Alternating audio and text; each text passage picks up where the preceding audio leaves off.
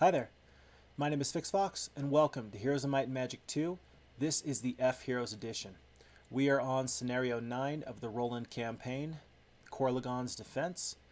We just got a new award for completing Scenario 8, which is the Ultimate Crown. It was the artifact that we were digging for the entire time. It is a very powerful artifact.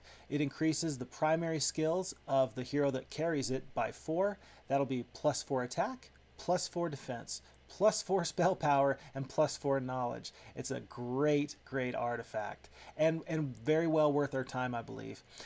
That Scenario 8, in which we got this crown, was an absolute barn burner of a scenario. I may have made some poor choices. I may have put myself in a position where if my strategy didn't work out, everything would have been absolutely taken from me and would have ended in a very bitter defeat. However, by the skin of my teeth, I came out on top and walked away with the Ultimate Crown. It's the most exciting 15 minutes of Heroes of Might and Magic that I have personally ever played. I think that the last 4 turns took about 45 minutes because each battle, each choice was so intense.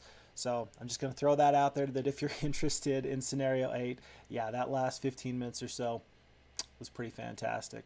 With that being said, I also wanted to point out that we did not get the opportunity to do Scenario 7, but I realized that some people might want to look into that one as well. So after we complete Scenario 9 and Scenario 10, wrapping up the Roland campaign, we will circle back and we will complete Scenario 7 for those who are interested. For now, let's take a look at Scenario 9 and start off with the intro. I see that you have gathered your force and are poised to attack Archibald's defenders. Due to a desperate counteroffensive upon my holdings here in the west, I am unable to send you aid in this crucial hour. I can only hope that the forces you have gathered, magical or otherwise, are sufficient to the task. Lord Hart will assist you in your endeavor.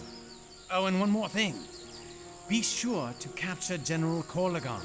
If we can deny Archibald his wisdom, Archibald will fall more easily. Alrighty. So, a couple things just to point out from the video there. There's going to be a Lord Corlegon, which we'll talk about a little bit more in the written preamble, but also Roland mentioned a Lord Hart, so we might have a nice hero to start off with as well. And I'm excited to see what we have to do with Roland, if he's going to be here or not. 3 allied enemies stand before you and victory, including Lord Corlegon. Roland is in a castle to the northwest, and you will lose if he falls to the enemy. Remember that capturing Lord Corlegon will ensure that he will not fight against you in the final scenario. Okay, so I'm not sure about Lord Corlegon, if he has additional stats, or just a very strong army, or fantastic spells.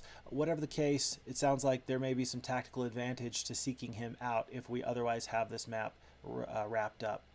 So, we have our choices here where we can start off with 20 crystal, 20 gems, or 20 mercury. I know from memory that we start off with each of the 3 main good towns under Roland's command: the knights, the sorceresses, and the wizards.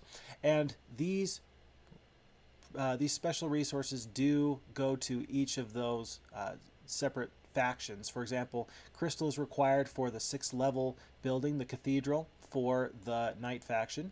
Gems are required for the cloud castle for the wizards, and then mercury goes into the red tower so you can purchase phoenixes.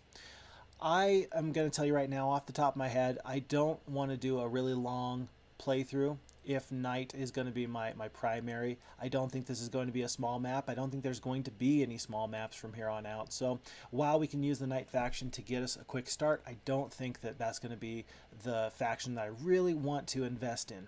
So crystal is out, and we get to choose between gems and mercury. I'm thinking that, of course, wizards are probably the late game masters, whereas the sorceresses will take the mid game pretty well.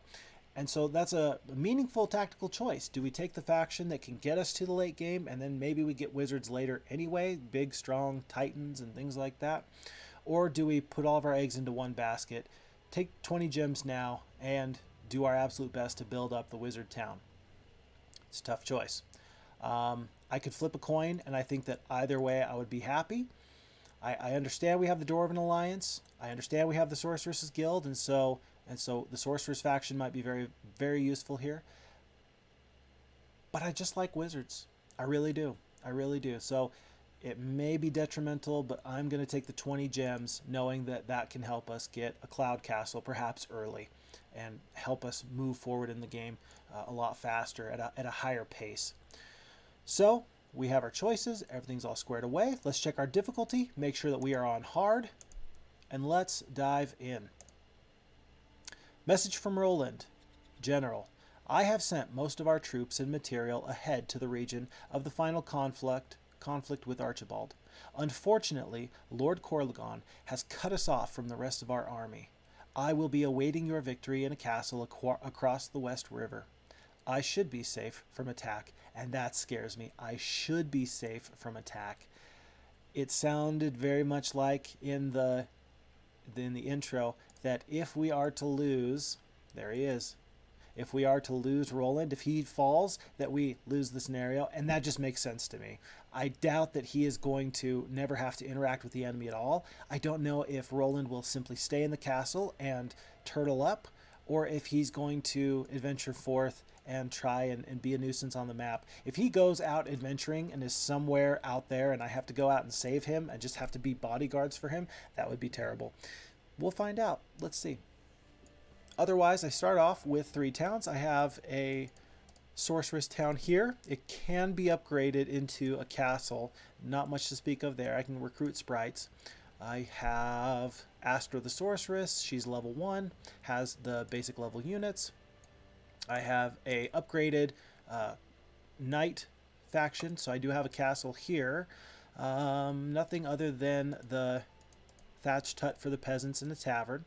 And I do have Lord Hart the Knight. Okay, so here is Lord Hart. He is level 3. He comes with basic ballistics, basic logistics, and basic leadership. So I have some early game traction. I can potentially use the knights to catapult me forward here a little bit. Note that Lord Hart is a Heroes of Might and Magic 3 hero as well. The portrait doesn't look anything like this. It would be very fun and very interesting if he came instead with basic leadership with basic estates. And that's just because of Lord Hart in Heroes of Might and Magic 3. The Wizarding Town is completely unupgraded, just the halflings with the habitat, and then we have Kalindra again. At this point, I've seen her enough times that I'm starting to get kind of attached to her, so she's a welcome sight, yet she is also level 1. So we're a little bit spread out. I'm seeing that we are here on this left side of the map. There's a lot of unexplored territory to the right. Again, we are against 3 enemies.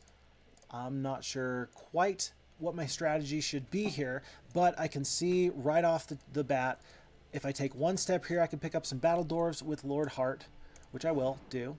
And then I can go here to this observation tower, and vision always can give us a lot more insight into what we should do. So a couple of things I'm seeing here. Archer's House, that can generate a lot of troops very, very quickly. Extra 750 gold in this leather purse. There is a pack of dwarves here and a pack of dwarves here that can be brought into the fold. We have a halfling hole, so we can generate even more troops, and a hill fort, so I can upgrade all of the level 1 or the unupgraded dwarves that I find. So far, 1 ore mine, 1 gem mine, and a sawmill. Okay. And it looks like Kalindra is also right next to an observation tower. I'll start off with getting that as well. And in her section of the map, we have another ore mine, which is going to be good. The more ore mines and sawmills we can get, the better, simply because then we can not worry about being gated by our resources that are coming in. And ore and wood are going to be the primary concerns in that regard, especially when we build up lower level dwellings. We have some more dwarves and a gold mine there. I want to get that as soon as possible, especially since it's only guarded by some archers. I understand that Kalindra doesn't have a big army, and it doesn't look like I'm going to be able to invest in getting a castle anytime soon. But if I can get over there, that extra 1,000 gold will be fantastic. This artifact looks like it's going to be the Wizard's Hat. That, if I recall, is going to give me plus 10 turns to any spell that I cast. My hastes will last for an extra 10 turns. My slows, an extra 10 turns. Blinds, an extra 10 turns. That's going to be a fantastic pickup, and it's going to be free. It's going to come with dwarves. It comes with the dwarves. How wonderful is that? This is a town. This looks to be, that's the night town, I believe. Yeah, I believe that that's the night town. So we might have an opportunity to generate a big stack of creatures with Lord Heart. He may prove to be valuable continually over time. Another sawmill, again useful so we can get a good fast start and upgrade multiple towns at once. And then Astra doesn't have an observation tower anywhere nearby, but we do have some more opportunities to pick up some free things. Oh, there is an observation tower there as well. I'm going to step off the path, pick up some dwarves. I'm going to step back on the path and check this observation tower. Oh my word, an absolutely free gold mine with dwarves guarding it, especially for her. She's going to want to pick up that soon. More dwarves. Peasants, I mean, I guess I can pick up the peasants. I guess I can pick up the halflings.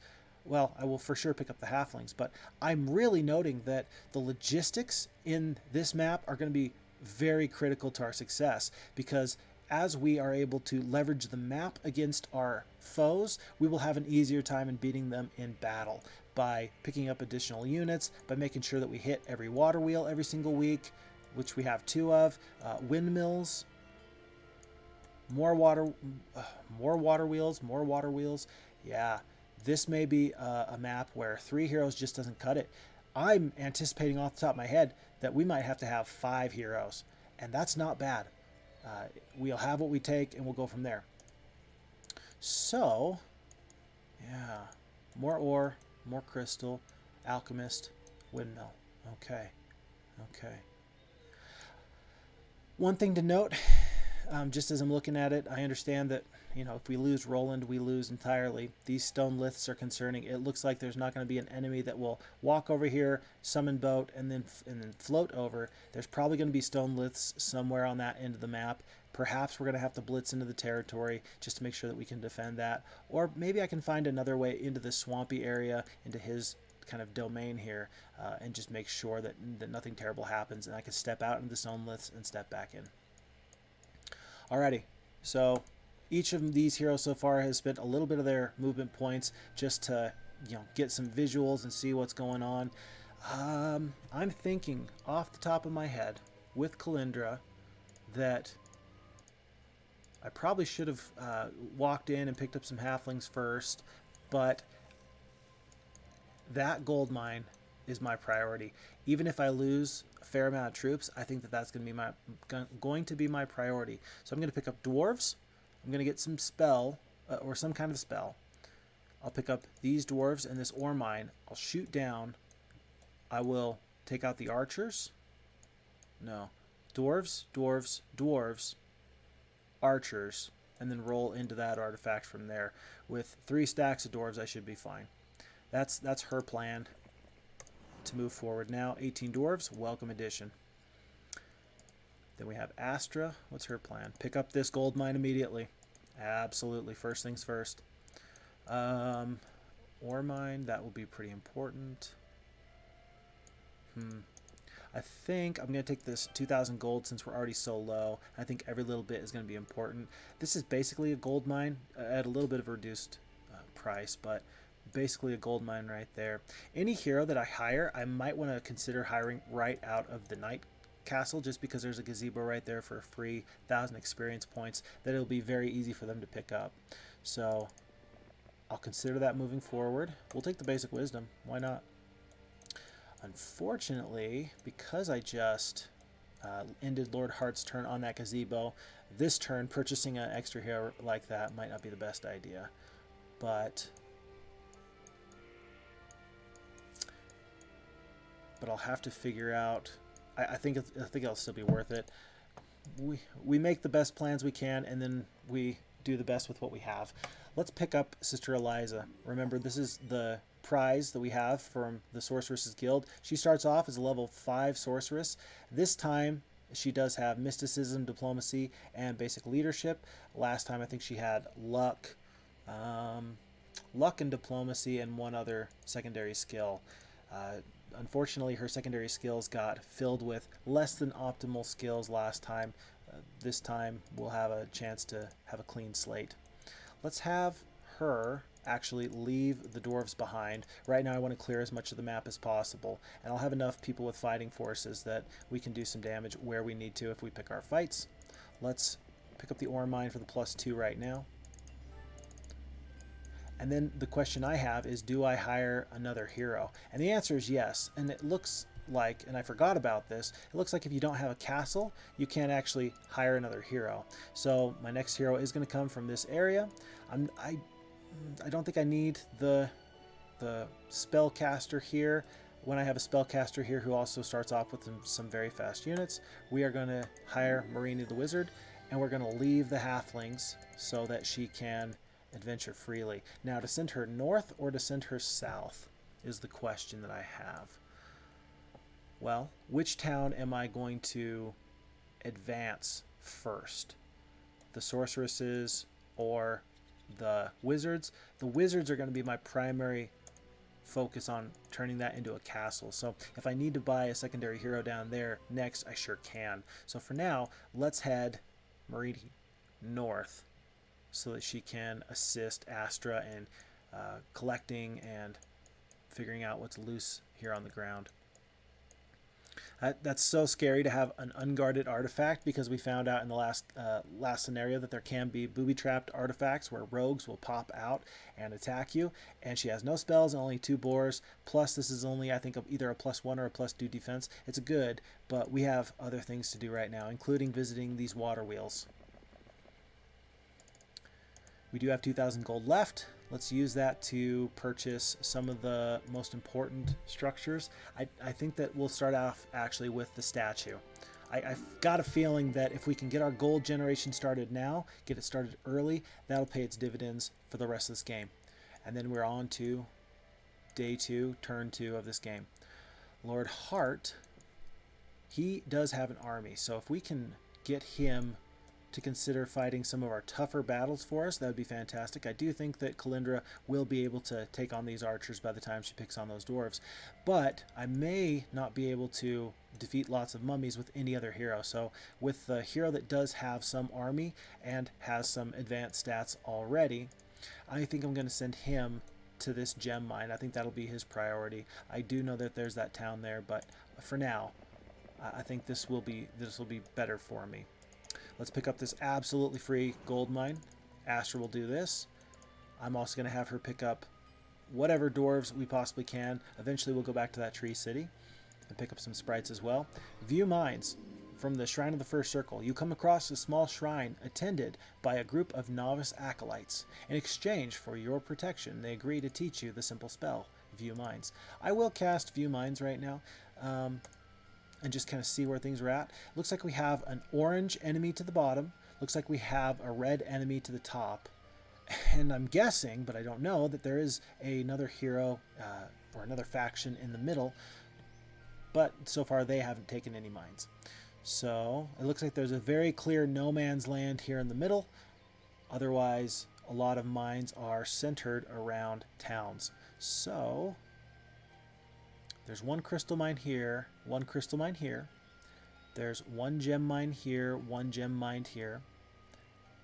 There's sawmill, sawmill, sawmill. So we do have 3 sawmills available.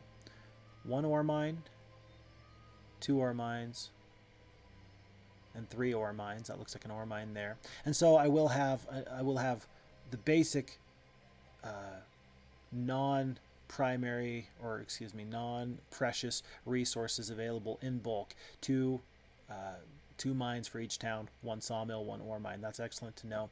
And then just a smattering. It looks like I am going to have to share some of the other resources in betwixt my own units, and this wood and this ore are probably not going to help me too much until I can just kind of reach out and get that in the normal course of my duties. It is nice to note that there is another gold mine up here, so 1 gold mine here is my target, 1 gold mine here, and 1 gold mine here. Perhaps then that means that it's not going to be critically important for me to focus on gold like I thought it would be initially, assuming that I can get 3 gold mines within the first week or so.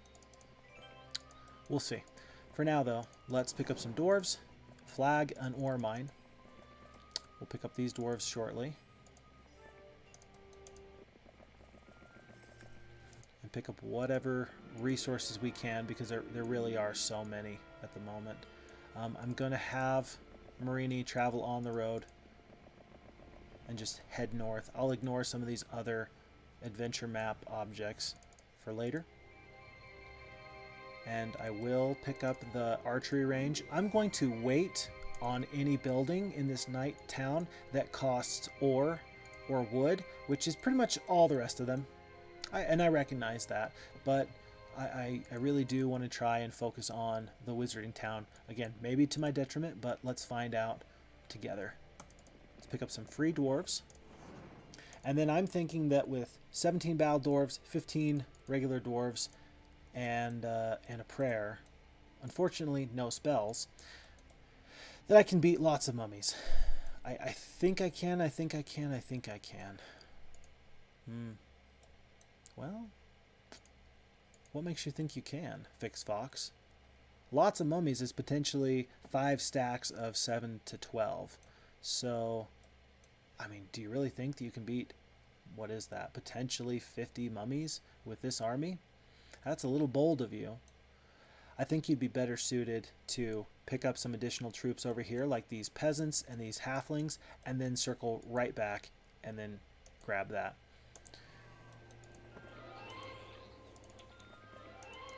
I do find myself talking myself out of bad decisions at the exact last second.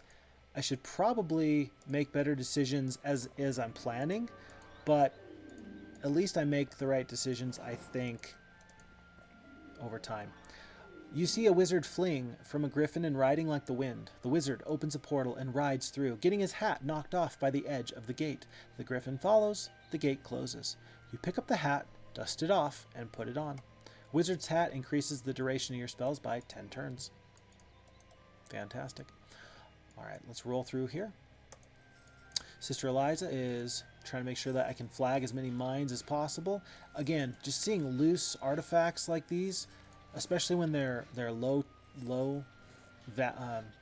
effect, you know, +1s to a primary skill. I just want to be safe with my heroes. I don't want to have something terrible happen. I'm trying to temper my desire to get a fast start with a little bit of safety and just playing smart. Now to go over this way where I know that there was a wood or a sawmill and an ore mine over there, or to help kind of clear out this area. I think I'm going to have to come back this area anyway to get this sulfur mine, and certainly to get those pikemen. And I don't think that Sister Eliza is the person to do that. So what she can do is she can go south now and make sure that I can get this sawmill fully operational. So far we've got 1 sawmill, 1 alchemist lab, 2 ore mines, 1 sulfur, 1 crystal, or excuse me, no sulfur, no crystal, no gems. Again, I'm going to stick with my strategy of no purchases here that cost wood or ore. Well, how big of a mistake is that? Well, potentially significant. Do I plan on the Knight faction being built up? I do, because especially there is this other Knight faction town here. I think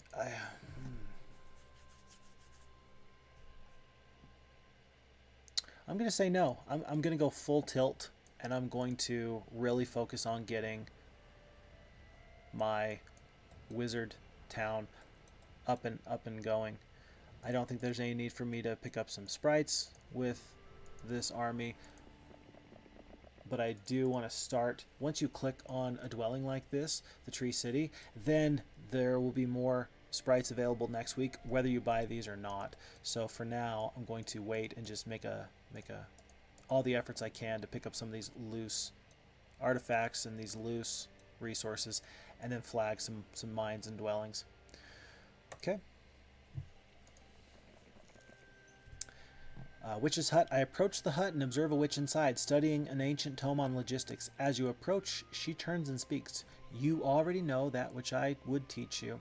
I can help you no further. But if I have any hero that would like logistics, this witch's hut is the perfect place to go. I'm going to...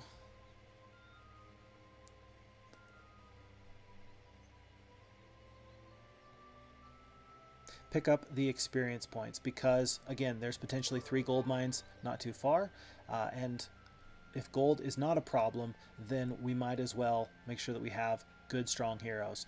Basic wisdom, leadership, logistics, ballistics. I don't know if there's going to be a lot of terrain that's going to require pathfinding, but I really don't think there's going to be a lot of terrain that requires navigation. Little patch of water here, this little strait here, and so on. Let's go grab some extra creatures. Let's get this observation tower and see what we got going on. Here is stone liths. I imagine that these are the same stone liths that will take us right into Archibald. So we are going to keep a good close eye on that. We've also found a new town. This is Havenwood. Hold up. Actually, I think that's the wizard's town, isn't it? I think that's the wizard's town. That makes me wonder, is this... No, that one and this one are different. You can tell by the pictures. On the little... Yeah, where it says Croxton and then the little picture there. Yeah, that one, it looks like it has a cathedral on the right. And this one looks like it has maybe a cloud castle on the right. So I think this one's for wizards and that one is for knights. And that actually changes my decision even further, because if there is a wizard town that I can boost and have my wizards be my primary faction, I will do that instead of try and get many knights. Okay. Other things to note from this observation tower. There's another observation tower not too far that might be worthwhile to run over and get. There are some troops I can purchase here at the ruins with the Medusas. There's some free dwarves at that dwarf cottage there. And if I can pick up with 76 dwarves, I think that I can pick up these dwarves and then take on lots of zombies. Actually, I'm positive. I don't plan on Astra being particularly effective. I'm going to take the gold instead of the experience points with her. Kalindra is going to, before I forget, split the stacks of boars, knowing that the dwarves are going to take very long to get across that battlefield. Maybe the boars can disrupt the enemy shooters. Again, Sister Eliza's here right now just to get the sawmill. While I'm in the area, I might as well pick up whatever I can. That will slow me down as far as getting more wood, and therefore it's a bad decision. So we're not going to go get the windmill. We're not going to go get the watermill. We're going to get this sawmill and try and get as quick of a start as possible. We're going to take the gold. Dragon Slayer. Ooh, I want to show you this spell actually. Whenever I find a new spell, I always like to show you what the spell can do. Dragon Slayer, I think, is a level 2 or level 3 spell. I'm 90% sure it's level 2. And it's cost 6 spell points. It greatly increases a unit's attack skill versus dragons. So I believe that includes bone dragons, green dragons, red dragons, black dragons, but it does not increase the attack skill against all creatures, just the dragons. It can be incredibly useful though in that regard. I always thought it was interesting and just kind of funny that you could potentially put Dragon Slayer on some halflings and then you get a little bit of a David versus Goliath thing going on there. You gain control of an ore mine. It will provide you with 2 units of ore per day. There is this wagon camp. I might be able to leverage that into some additional troops, but for now, let's get this sawmill again as quick as possible. I'm about to get a lot of wood next turn. I think that it can be worthwhile to get the swordsman, the pikemen for defense, the swordsman for attack. Let's get some attacking units now. Knowing that it's going to cost us, but also saying to ourselves, well, yeah, but I'm going to solve a lot of my resource problems fairly quickly, I believe. We're heading to the watermill. Note that on the water wheel, that in week 1 of any scenario or campaign, instead of giving you 1,000 gold, the water wheel will give you only 500. I imagine this is for some kind of balance purposes, but from henceforth, the water wheel will give me 1,000 gold per visit per week, instead of just the 500 that it produced there. We're going to take these dwarves, and again, we have 94 dwarves. There is no way we are not going to give these zombies a very, very bad time. The zombies, awed by the power of your forces, and they begin to scatter. I'm not going to pursue them. I don't care if Astra gets the experience or not. I just want the mine. I just want the mine. I think that I am going to... Let's see.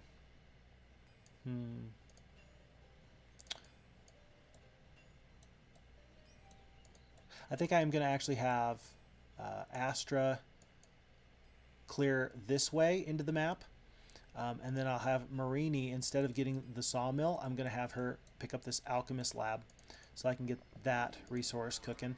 I'm going to get the alchemist lab for the +1 there. I'll pick up the resources from the windmill, and then I may even risk it and make sure that there's no rogues or enemy unit guarding that artifact. Once she gets the alchemist lab, then I don't feel so bad if she does happen to fail. There's also the crystal mine there. That looks to be skeletons. So far, we have everything but sulfur and gems. That doesn't mean that we're not going to make that happen. Okay, I anticipate this is going to be a little bit of a difficult fight. Let's fight it all the same. I don't dislike the losses we took there. I really don't. But I still think I can fight this battle and maybe do just a little bit better. Other people watching may say, no, I don't think you're going to do any better at all. And that's understandable. We're going to take out this top stack. It doesn't necessarily matter if I work to take out the top stack or the bottom stack, but let's pick one and stick with it. There's only 2 hit points left in these boars. Rather than attack, I'm going to just have them sit here. That means that these archers are going to have to melee, and then these archers will fire upon the next unit. Basically, I'm going to do the same thing with these boars. The power stacks of the dwarves are going to be the real heroes in this fight.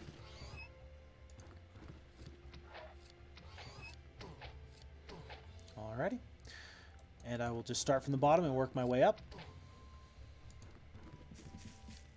Interesting movement there. I do like that move from the computer.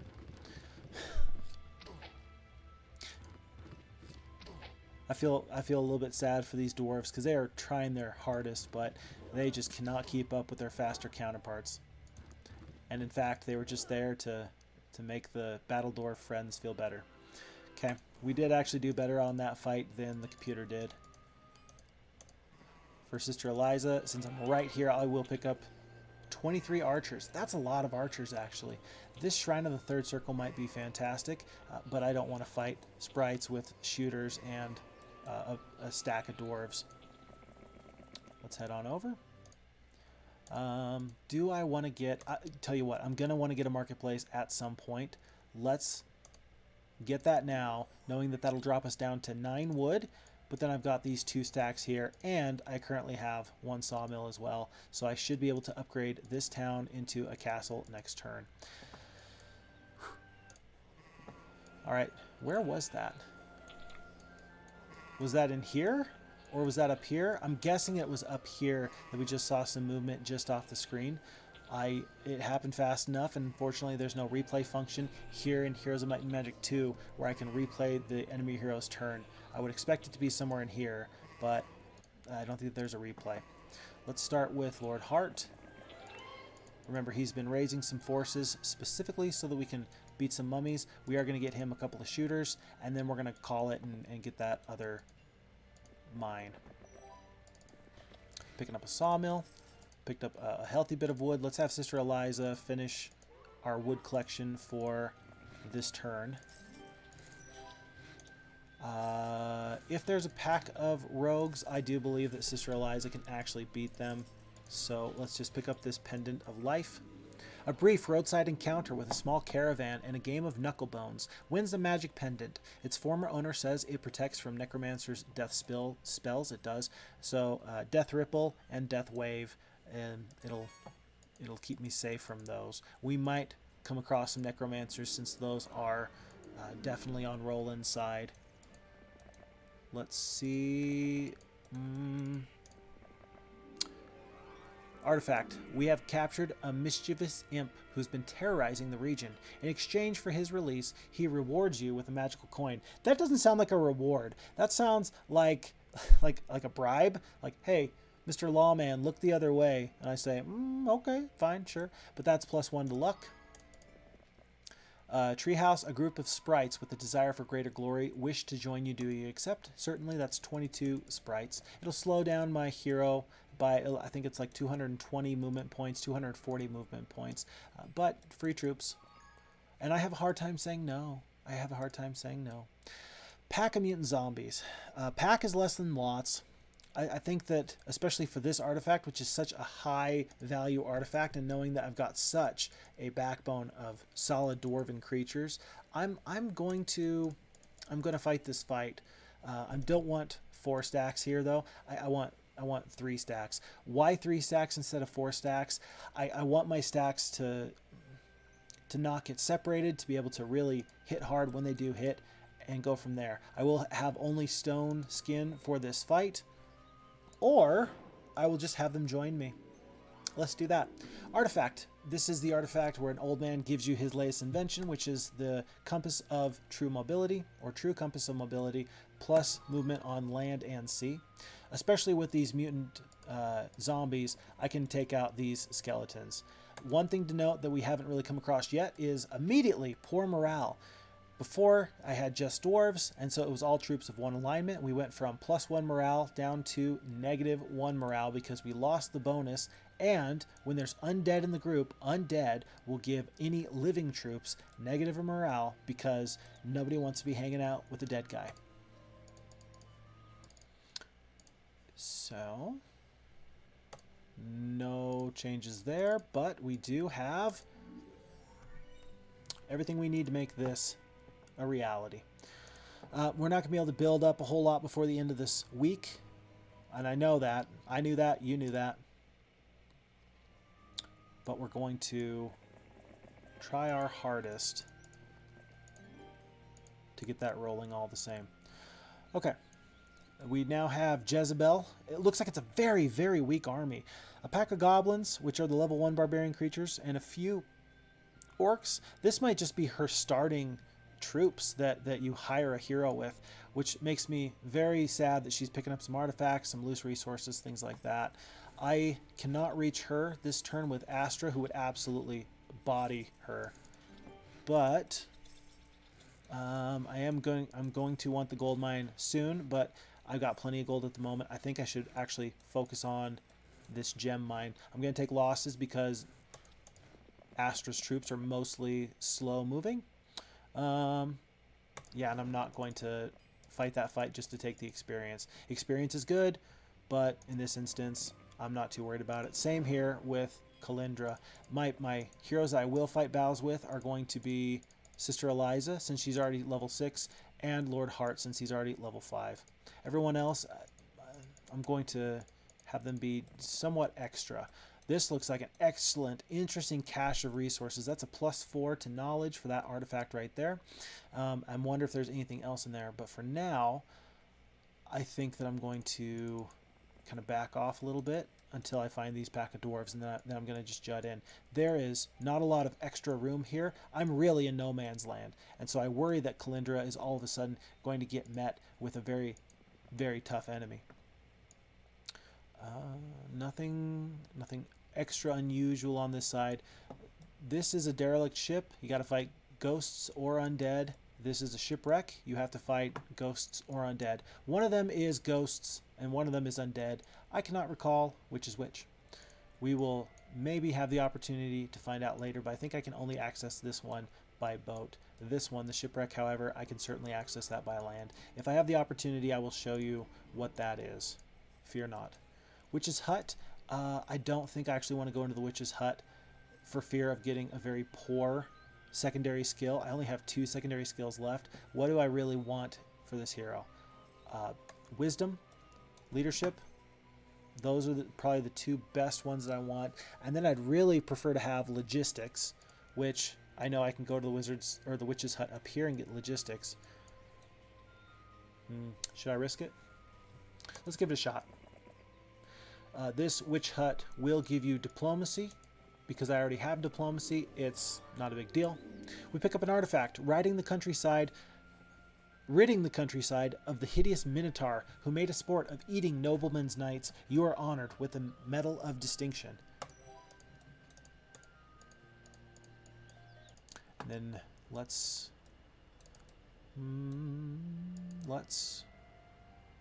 how do we want to do this? Because Astra's right there. I'm guessing that's not going to matter. This witch's hut, it's so far out of the way. Heck, this logistics witch's hut is mostly in the way, and I'm still not sure how I'm going to get Sister Eliza there. I think I'm going to have Marini just grab this treasure chest. It's very out of the way, but let's just clear that out. And then we'll see if we can get Jezebel a little bit closer, and then Astra hopefully can take her out.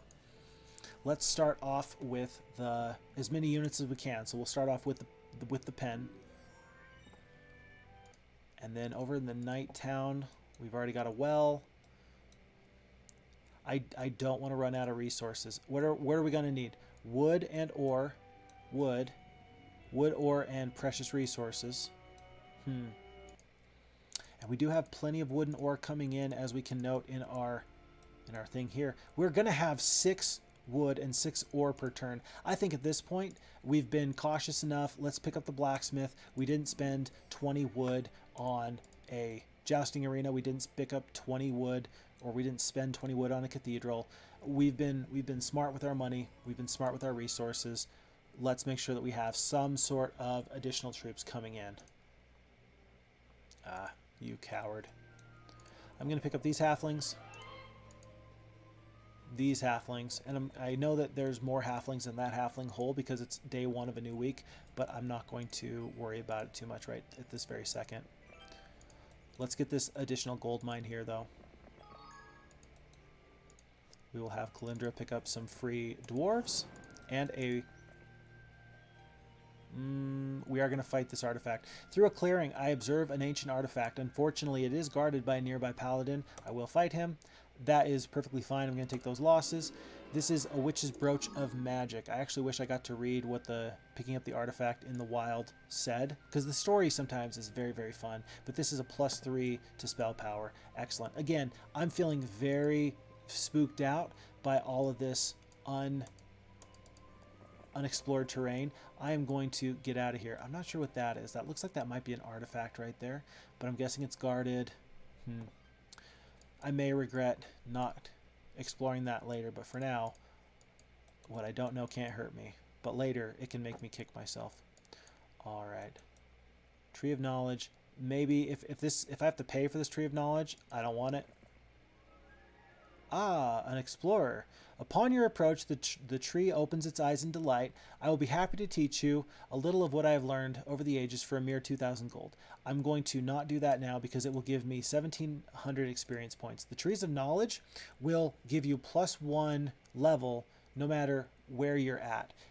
Notice, of course, that experience gets progressively harder to get over time. It takes more experience to level up from level 10 to level 11 as it does going from level 1 to level 2. So this Tree of Knowledge becomes more valuable later on when experience takes more experience to get to the next level. I think I really do want to find out what this 3rd level spell is. Let's take the gold. Let's pick up the Witch's Hut. That one will be basic mysticism. The Lightning Helm can be incredibly useful. Lightning is one of the computer's most often used spells once they have it. So having something that can cause their spells to do reduced damage to you is very, very good.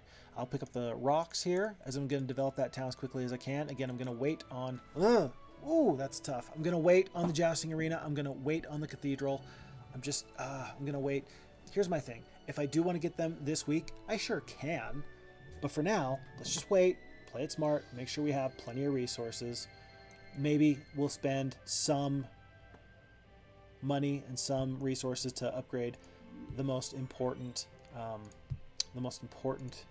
unit dwellings here. I mentioned at one point, I'd said in another video that I may never upgrade my pikemen ever again because their defense is so high and it's not impacted whether or not they're base level or if they're upgraded pikemen. This might be one of those times where I just say to myself, I've got bigger fish to fry. Notice that before the water wheel gave me 500, now it gives me 1,000. And then we're going to pick up this gem mine. I think that that's the last... Well, I do have one gem mine, thankfully. It's the sulfur mine. There was a sulfur mine right here. Sister Eliza, your mission, if you choose to accept it, is to, for the good of the king, eliminate some rogues. Again, I don't care about experience points. This may come back to bite me, actually. There's been many fights that I could have fought with very limited losses. And the difference between a level 1 hero and a level 2 hero is actually fairly significant. It really is. So I may regret this decision later. For now, I'm not going to worry about it too much. I am going to wait for Kalindra to send her up north. I will send her up north, but for now, she has some very, very good artifacts, including the True Compass of Mobility. That is so great. The spell, what is that? The Wizard's Hat. And the brooch, it's excellent. I don't want to lose that on accident to a strong enemy hero. That could absolutely ruin my day. Because I don't really want mutant zombies anywhere near any good army I have, I'm going to send Kalindra with the mutant zombies. That's actually not a terrible kind of adventuring army. They're a level 4, or excuse me, they're a level 2 unit, but they have average speed. It's not too bad. And otherwise, Sister Eliza is going to make one quick detour. Hop there, and take out some rogues. All right. View heroes. Let's do this right now. So we just picked up a new spell, View Heroes. It's very good. I really, really like that the little portrait for it, I don't know what you'd call it, the icon for View Heroes, is all of the captains that you'll find in any faction's town if you get the captain's quarters. That's the knight there, there's the barbarian's captain, there's the sorceress's captain, the warlock's captain, the wizard's captain, and then the undead's captain. So I think that's a nice touch. Viewing heroes. This is very good information. So Orange has a hero that is very close to breaching this area. There's nobody here in the middle yet, though, so Kalindra can be fairly safe. I may cast View Heroes every single turn for the next couple of turns. If you get bored with that, I'm sorry, but that's just the best tactical use that I can possibly do. And then otherwise, there's some heroes off to the side here. Remember, I think that we said that Red originally flagged some mines in the upper north, or in the upper right-hand corner. Orange originally flagged some mines in the southeast, in the bottom right corner. And so I'm guessing that green is somewhere in the middle, and they've kind of rotated towards the top. And again, there's one other red hero on my map right now, Jezebel, but I am not too concerned with her. Okay.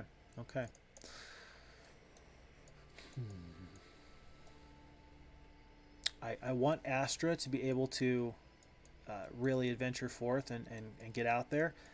And there's things over here that I need to get. I'm not going to worry about this first level spell I could pick up. I'll have Astra grab this lightning, the helmet of lightning. And otherwise I'm going to send Marini down south so she can be more valuable in other places. For the Ivory Tower, I need the Foundry and the Mage Guild as prerequisites. So I might as well start now, because I don't have any other hero that will come in anytime soon. I am going to pick up the upgraded armory. Again, just being smart with my resources, but knowing that I'm getting 6 wood and 6 ore per day. Oh my gosh! Ah! Here's my problem with that. This is why that is so terrifying to me. Now, the red hero, which I assume means now all of the enemy factions, know that Roland is there. And if they know that the game can end by killing Roland, then I am in a little bit of a concerning spot. So I really wish the Jezebel did not go through there. Not to mention the fact that I don't want them to pick up just free artifacts and free resources. That looks like additional ore. That looks like you can't be cursed. That looks like additional morale. They'll probably not be able to beat a graveyard. This will increase the ability, or 50% increase to any summoning spells. But more importantly, it's really a matter of now this is going to be a very hotly contested area, and all the more reason why I need to get that town as soon as possible. Let's pick up this artifact. A traveling tinker in need of supplies offers you a helm with a thunderbolt design on its top in exchange for food and water. Curious, you accept, and later find out that the helm is magical. Lightning helm halves all damage to your troops taken from lightning spells. All right. Oh, I made a mistake. I need to cast View Heroes. Okay, these two heroes have moved this way. That hero that was close over here has moved up a little bit north. Maybe they're on a road. That might be a little bit of a worry, but I don't think that I need to worry about Astra. If I can get to this observation tower with Astra right here, I'll be very, very happy. And I think that I don't need to worry about just having someone come out of the fog. They're probably right here and here. They're maybe one turn or maybe 2 turns away. But she does have a significant amount of dwarves. We'll see. We'll see. Let's fight these mummies. Well, I'm not going to fight that battle. I'm not worried about that. Wow, maybe I was overly cautious and I cost myself a significant amount of gems over time. Let's, rather than pick up these very important strategic resources along the road, let's just go on the road to try to get as much information into the enemy domain as possible. We'll take a group of sprites. If the sprites want to follow me, let's let them do that. That was about 40 sprites. That was great. Identify hero. This is a wonderful spell. It allows the caster to view detailed information on the enemy heroes. Information is the best resource, I would say, in the game. If you're making good decisions, the game is just going to go so much better for you. Freeing a virtuous maiden from the clutches of an evil overlord, you are granted a Medal of Valor by the King's Herald. +1 to morale. Alright. Nothing in here that's incredibly significant. I'm going to send Marini. I know there's a windmill there. Eventually I'm going to get this set up to where my secondary heroes will go from windmills to water mills, etc., etc. But there's some things over here I need to get, including this observation tower. Let's get the Mage Guild. Let's see if there's anything in here that I really need. I may end up getting not both, but one of these. Either the Cathedral or the Jousting Arena, mostly because it looks like the wizards are not going to end up needing a whole ton more wood for habitat creatures, which is really what I need to make sure I get. So I may end up splurging. Maybe by the end of this week I'll end up splurging. Right now, again, though, it doesn't matter because it will really only matter at the end of the week. Just so long as I can have those by the end of the week, I'll be fine. Rumors of a griffin of unusual size preying upon the countryside lead you to its cave lair. A quick, brutal fight dispatches the beast, and a search of its foul nest turns up a huge black pearl. This is great. +2 knowledge, +2 spell power. We are going to fight off this pack of archers, not because Lord Hart has a spell book and that can be useful for him, but because maybe somebody else will find value in it, and he's got a very good army right now. I am going to fight these enemies. I actually think that that's, based off of my army, I think that that's an acceptable amount of losses for these halflings. And I do want to see what the spell is. It is another identify hero, so it's not really very concerning if I don't get there immediately. There is this hill fort. I do have some dwarves I need to upgrade. I may swing through and then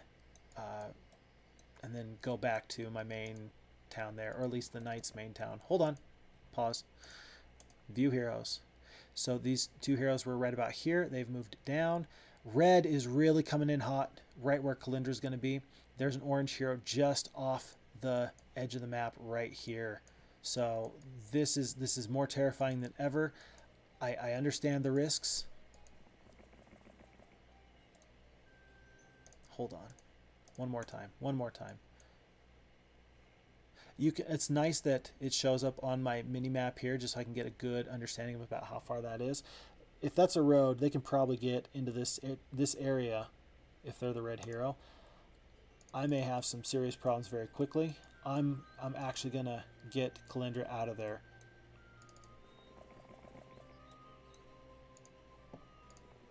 But then I know that this observation tower is not free, but it is, I don't have to worry about immediate retribution. So there's those 2 green heroes, and it looks like Sabu is not particularly difficult right now to face. Lots of Grand Elves, but this artifact is a +1 to gems. I do have 2 gem mines already. I'm not scared. I know that I'll win the fight, but how many dwarves will I lose? And the answer is a lot. A lot actually. So let's split these battle dwarves into 3 stacks. The sprites will fly across the battlefield and die almost immediately, but let's do things that way. Water wheel for the extra 1,000. Curse for the first level spell, and then we got it. We have to have this sulfur mine. Unfortunately, these creatures are not going to join me for free, and I don't want to pay 2,000 gold for 10 rogues. We'll fight the fight. That sounds like a them problem. Pick up our ivory tower. This feels good. My economy feels absolutely fantastic right now. I was so worried that things were going to be very, very difficult. Instead, they're only a little annoying as far as, you know, worrying about resources and things like that. I have considered briefly whether or not I should just buy the castle for the sorceresses. I am going to forego that entirely for this reason. If I can get some upper level night creatures now, that will be more powerful and better than trying to upgrade the sorcerer's town. Plus, if I can get 2 wizarding towns that are rocking and rolling, that'll be the absolute best. Sabu is doing a little bit of posturing there, which is a little concerning. Vitania does have some fairly meaningful units there for orange. And then, ooh, interesting. That is Corlagon. So Corlagon is red. We are going to be keeping a good eye on this enemy for here on out. He does have dragons, so I believe, yes, it looks like this is his base of operations. So there are green dragons right there. It might be worth it to me to see if I can rally a force, perhaps infiltrate through this way, and then just surprise attack with Corlagon far away, surprise attack the red castle, hold on to it, defend it against all comers, and then use that to springboard me into a larger army that then includes dragons. I think it's a good strategy. Let's see if it pays off. Let's see if we can make it happen, first of all. We'll take the treasure chest. We'll take the gold there. I don't want to lose... First of all, I don't want to lose my hero who is casting View Heroes for me and doing such a good job. But I really think that observation tower, even if I lose the 3 dwarves, the 2 boars, and the 22 sprites, I think that would still be Marini coming in the clutch. I would hate to lose the +1 luck, the +1 morale, though. So let's see.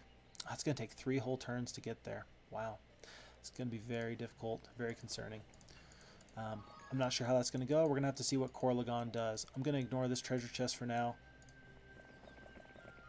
I don't want to pay for these pikemen.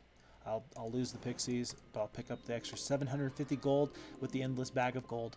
A noble woman, separated from her traveling companions, asks you for help. After escorting her home, she rewards you with a bag filled with gold. That's +1 to attack. That's probably something Kalindra can handle.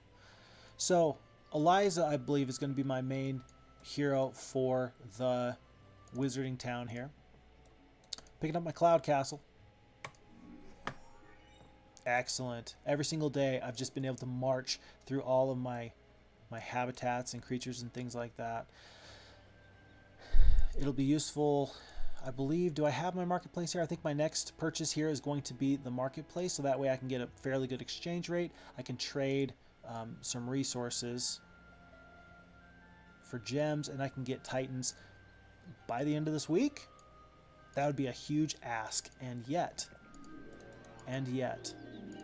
quite possible. We will see. I believe he can absolutely reach Kalindra if he knew she was there. I don't think he does. It looks like he's heading north anyway. I'm gonna take out Sabu. I don't want him to get this observation tower. If I can deny vision, I think that'll be the best thing I can do. And I do not think in any way, shape, or form he's going to surprise me and beat me. I actually took a lot more losses there than I thought I would. I'm going to fight this fight. Mostly it looks like I took those losses based off of the strength of his orcs.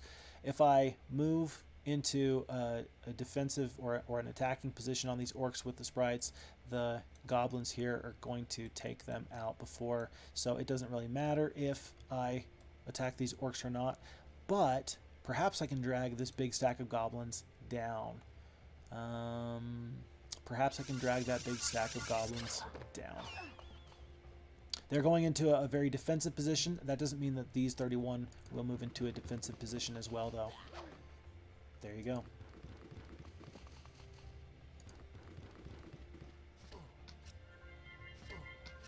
Okay.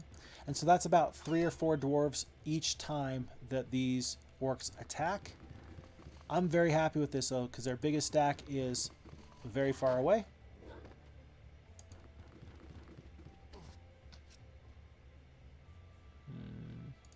I've got 2 spell power. I might as well start blessing some of my troops here. All right, fine. Yeah. Do whatever you want to do. I'm gonna work to get this first strike against 31 goblins. 31 goblins. They start with base 3 attack and the only 1 defense skill. So I want to get the first round of combat off if at all possible. Pause. We're going to do something that I should have done a long time ago. Here I am calculating damage. Here I am trying to figure out turn order, and sometimes failing completely because I'm human and because sometimes I forget how things work. For example, even if I haste a unit, the turn order is still pretty much set in that round of combat. Let's click on Customize System Options, and let's look at some of these battle possibilities we can have. Number 1, auto spell casting. I can turn this on and my hero will decide the best spell to cast per turn that we have combat. It's not bad, but notice that sometimes you have a very different strategy in mind than the AI would, and so you're just going to set yourself up for problems there. I'm going to keep auto spell casting off. This is, though, very interesting. We're going to click on this. This is turn order.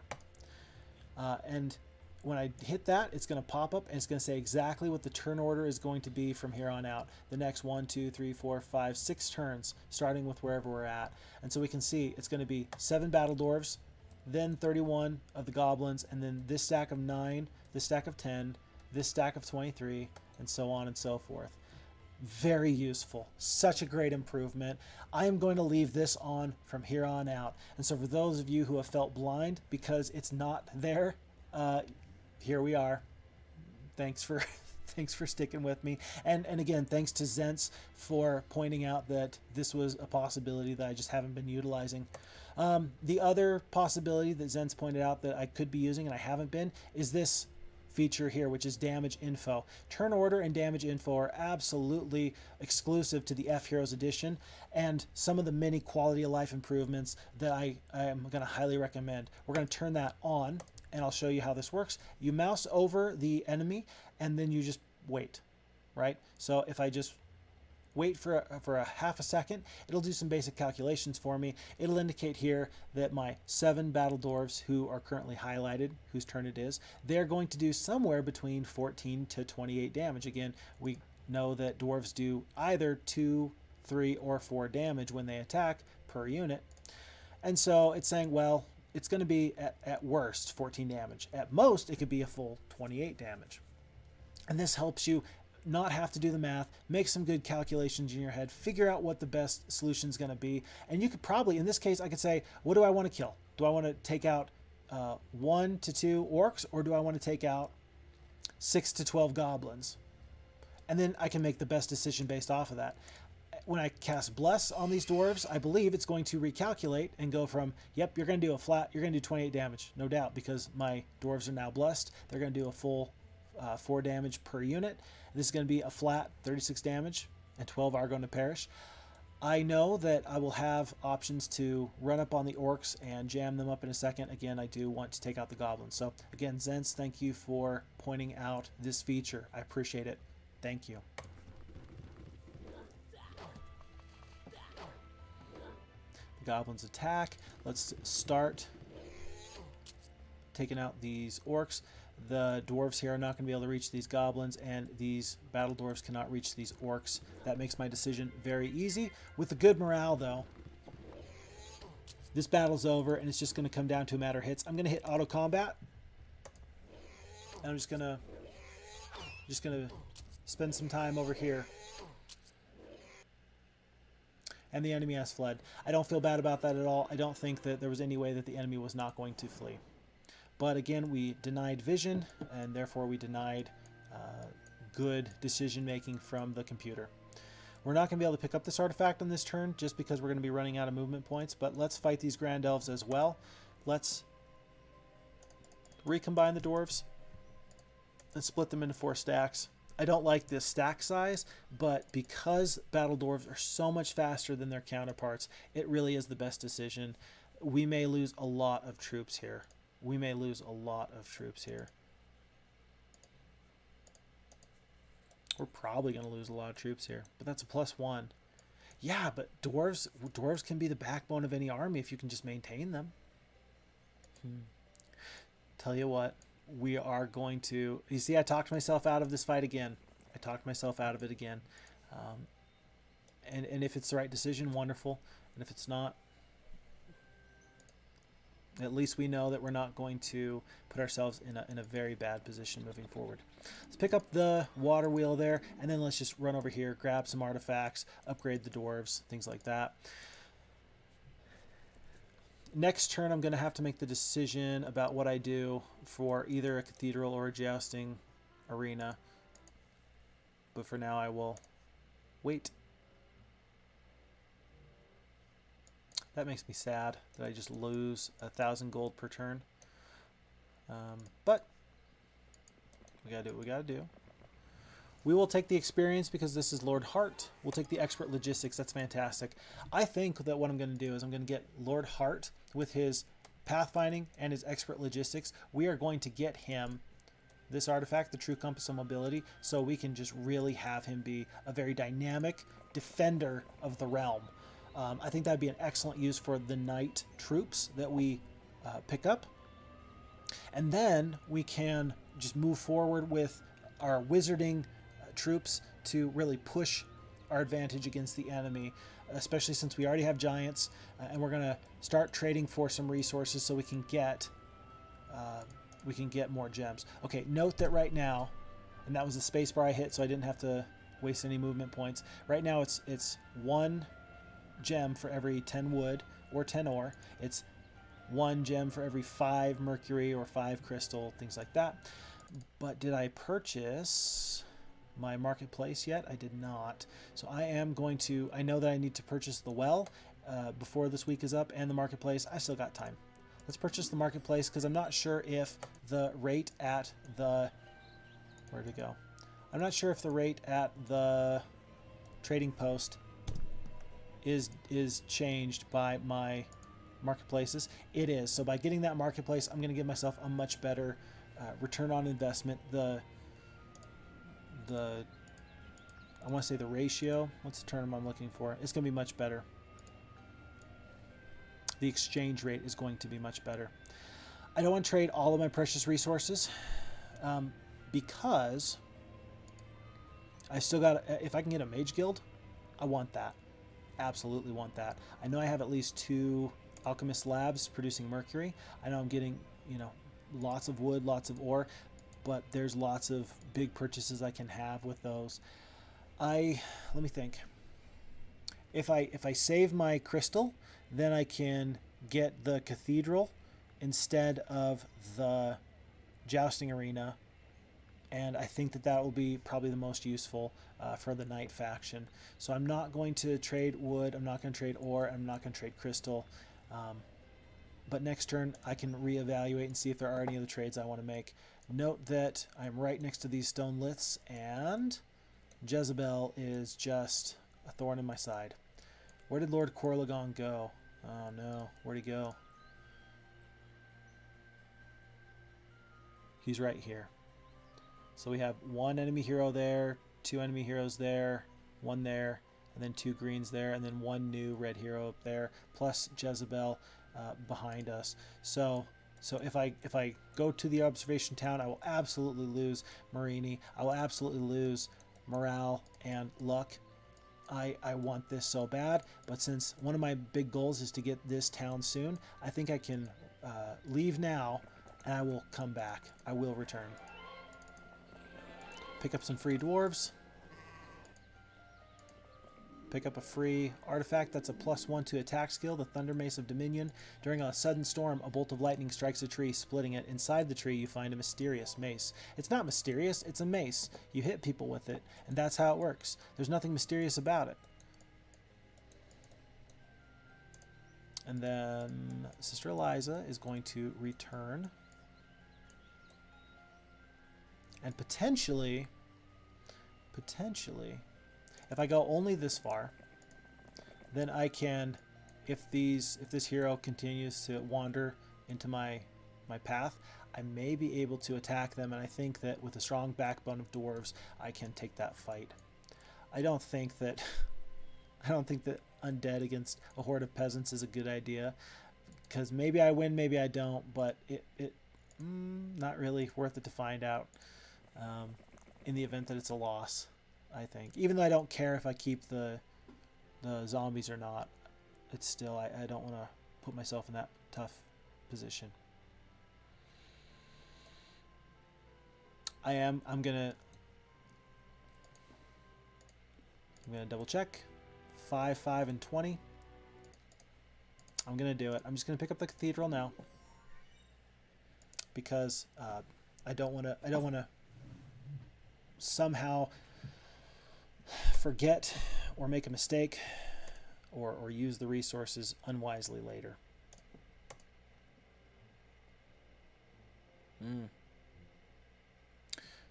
So note that Vitania went this way instead of that way. I hope that they don't try and take out these magi, because I really want these artifacts. Nobody's taken this town in the center. Strategically, you could capture it, but then it's hard to hold. I now am down to, I still have one of each mine, but I'm a little sad that I don't have that crystal mine. In fact, I'd rather give up the gold mine right now than the crystal mine. We're going to run on through, and actually we're going to pick up this +1 to morale, and then consolidate immediately. I know that there's things that I can grab with a spare hero like this windmill, but I'm going to just pick up this artifact and then try and get to one of my main heroes, either Lord Hart or Sister Eliza, so that they can get those very, very important artifacts. It's day 7, so let's run into the town here, and let's... Are we going to be able to trade to get... We're going to get Titans. We're going to get Titans. Before we leave here, we're going to get Titans. It is happening. And so with that being said, I'm going to pick up a new hero just for logistics purposes. It doesn't matter which one. I'll take Lord Kilburn. And Lord Kilburn will be transporting dwarves and making sure that the dwarves are upgraded when they arrive. Oh, my apologies. Okay. And so that is now his job, is to head over to this hill fort with these dwarves, because the dwarves will be a great addition to Lord Hart's army as well. Pick up halflings. 140 halflings. There's 140 halflings there. I should have read that artifact, but that artifact was a +1 to defense. And then Sister Eliza is going to go back in the town. I'm going to pick up one board just so that way I can pull the trick where her move speed at the beginning of next turn is going to go from 1500, which is reflecting the slowest unit, a very slow peasant, from 1400 to 1900. I'm going to save myself those movement points. In fact, I'm just going to dismiss this peasant. I'm not too worried about it. We will get the Cloud Castle next turn. Let me get the well right now. Holy cow, that was close. Because since the well is +2, my giant growth went from 1 to 3. So it's kind of important. It's kind of important. And in fact, I'm not going to purchase any giants until I can purchase them as titans. I don't want to pay the cost to upgrade them. I do not want to pay the cost to upgrade them. I'm going to see how far Lord Kilburn can go. He can travel that far. I'm going to have Kalindra meet him, and we're going to do a little bit of a relay just to speed things along. I'm going to see, let's see. Well. This +1 to gems is looking a lot tastier. Are you sure you don't? Are you sure that you don't want to fight that fight? Yeah, a backbone of dwarves is just so useful. It's so good. Don't tempt me. Stop it.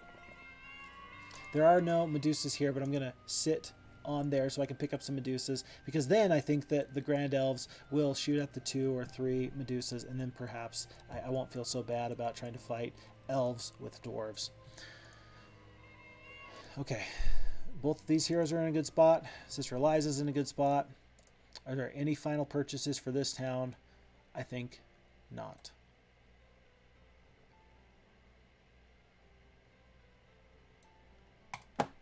I'm going to get the upgraded cathedral. I will. I will. I will. All right. All right, let's do it. Okay, and that is the end of week 2. We are on to week 3 of this scenario. So far, so good. So far, so good. And I don't think... Whoa! Hold on. Pause, pause, pause. Paladin growth plus...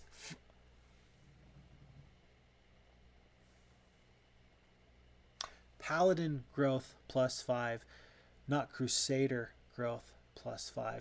I think that... Did I just lose out?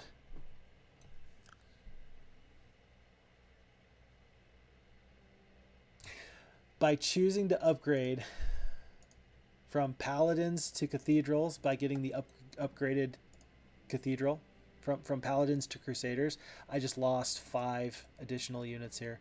If I'd waited one day... You couldn't have known, though. You couldn't have known. That's just the way that the ping pong ball bounces. If you're a big fan of The Price is Right, the game Plinko, that's an example of just one of those times where it just wasn't in your favor, and you can't feel too bad about it. I'm going to leave these dwarves. Right now I'm going to take the halflings. So I'll take... Well...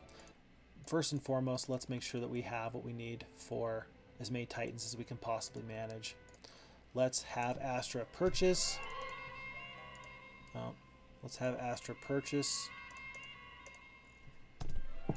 some Medusas. Now let's have her go step on the trading post. Let's get...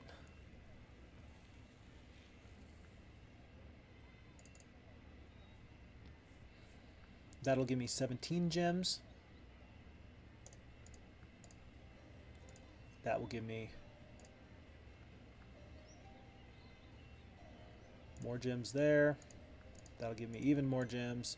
And then I'm not going to have enough gems necessarily to purchase any troops, but I won't feel... At least I'm going to get it. I'm going to get it now. I'm going to get the upgraded Cloud Castle. And so I don't have to feel bad about worrying about my troops. This is the first time I've really gotten to do the side-by-side comparison between Giants and Titans. So let me show you. First off, Giants, 2,000 gold, 1 gem. Titans are an extra 3,000 gold per troop. 5,000 gold and 2 gems for each Titan. Wow, these units better be worth the upgrade. Giants are immune to mind spells. They have 13 attack, 10 defense, 20 to 30 damage, 150 hit points, and they are average move speed. Titans increase the attack and defense skill by 2 each, but now they have shots. Now they become a shooting creature with plenty of shots and plenty of damage between 20 and 30 and 300 hit points, doubling the hit points of the Giants.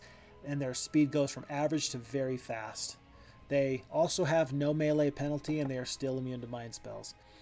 this is a very worthwhile upgrade. This is the difference between a giant and a titan is more, I think, than what you would get if you'd purchased 2 giants. So do you want 2 giants for 4,000 gold and 2 gems, or do you want 1 titan for 5,000 gold and 2 gems? I'll take the titan every single time, no doubt, no question.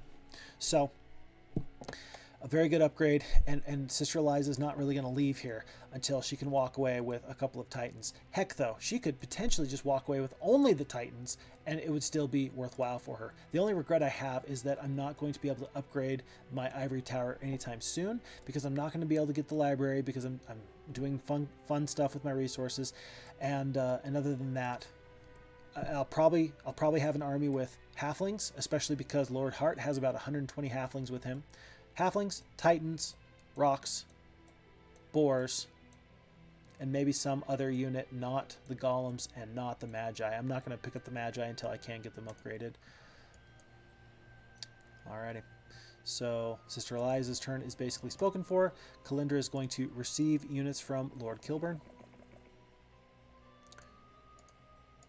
Send them all over. He will maintain the sprites. And then he's going to be one of these heroes whose whole job is to go to water wheels and windmills, which there are a plenty of. Kalindra is going to meet up with Lord Hart. And we're going to move the battle dwarves over. We're going to get the archers over there. We'll keep the peasants and move over the artifact. And then Kalindra must upgrade the dwarves into battle dwarves. Lord Hart's going to stay in town overnight since he has like 75 movement points. Marini's going to pick up this Medal of Courage. After saving a young boy from a vicious pack of wolves, you return him to his father's manor. The grateful nobleman awards you with the Medal of Courage, +1 morale. And then sprint down to make sure that these artifacts get into, whether it's Lord Hart or whether it's Sister Eliza, it'll be valuable in either case. No need to make any purchases right now. We're going to wait 1 turn. Eventually we need to get this +2 attack. I think it's +2 plus... Oh no. I think it's +2 attack and +2 defense. So clearly I made a mistake there. By getting the Medusas, I put myself in a very, very poor situation where Lord Corlagon, who I wasn't keeping track of his movements, was very, very close to me. If I had been smart, I could have potentially avoided that by just retreating, getting out of there. As it stands, though, I think that I can mount some kind of defense, and if I'm going to lose, I might as well click on Lord Corlagon and see exactly what am I dealing with this enemy. So he is a knight. He's got 7 attack, 7 defense, 7 spell power, 4 knowledge. This is a good foe. And this is a portrait that you don't usually see. This is not in the standard pool of heroes you can get in a non-campaign map unless the map editor specifically picks out Lord Corlagon as a special type of person. They may not be called Corlagon. They may just borrow the portrait and attach some other name, but 7 attack, 7 defense, 7 spell power, 4 knowledge. They waited, they skipped the turn of the champions, and we can tell exactly how this round of combat is going to turn out from here. They do have the centaurs. They're not going to be very difficult for us to take out. I think that perhaps keeping my army together would be the best thing for me, noting that I don't want to give the green dragons a chance to hit 2 of my units at the same time. Bless is not going to be very valuable here. I might as well send these dwarves towards the enemy. Again, we're not going to stack our troops in that regard. If I move anywhere near these champions, they are going to be able to hit the Medusas next turn. But I don't want to block off my dwarves from being able to go up. I want these dwarves to stay together. So instead, I'm actually going to move the Medusas low. I like that that really tipped the AI's hand a lot. That makes me think that these Minotaurs who need to move anyway to get into position are going to go towards the biggest stack of dwarves. And I think that that's actually a very smart move. And so with that being said, I'm going to actually see if I can get the Medusas to take out some 7 skeletons, just reduce some stack sizes, things like that. And before I forget, I'm going to actually start casting. Will I start casting Bless? No, because the spell power is only 2. I'm only going to do that. If one green dragon attacks these dwarves, I think the dwarves will equip themselves quite nicely regardless. And then we're going to move these dwarves up. Oh, not bad. I underestimated how far champions can move. There's so much, debris on the map. There's so many things that are keeping the free movement of troops from happening that I may be able to use that against these champions. They're going to have to go the long way to get anywhere. So let's push towards the centaurs and just kind of see how this goes.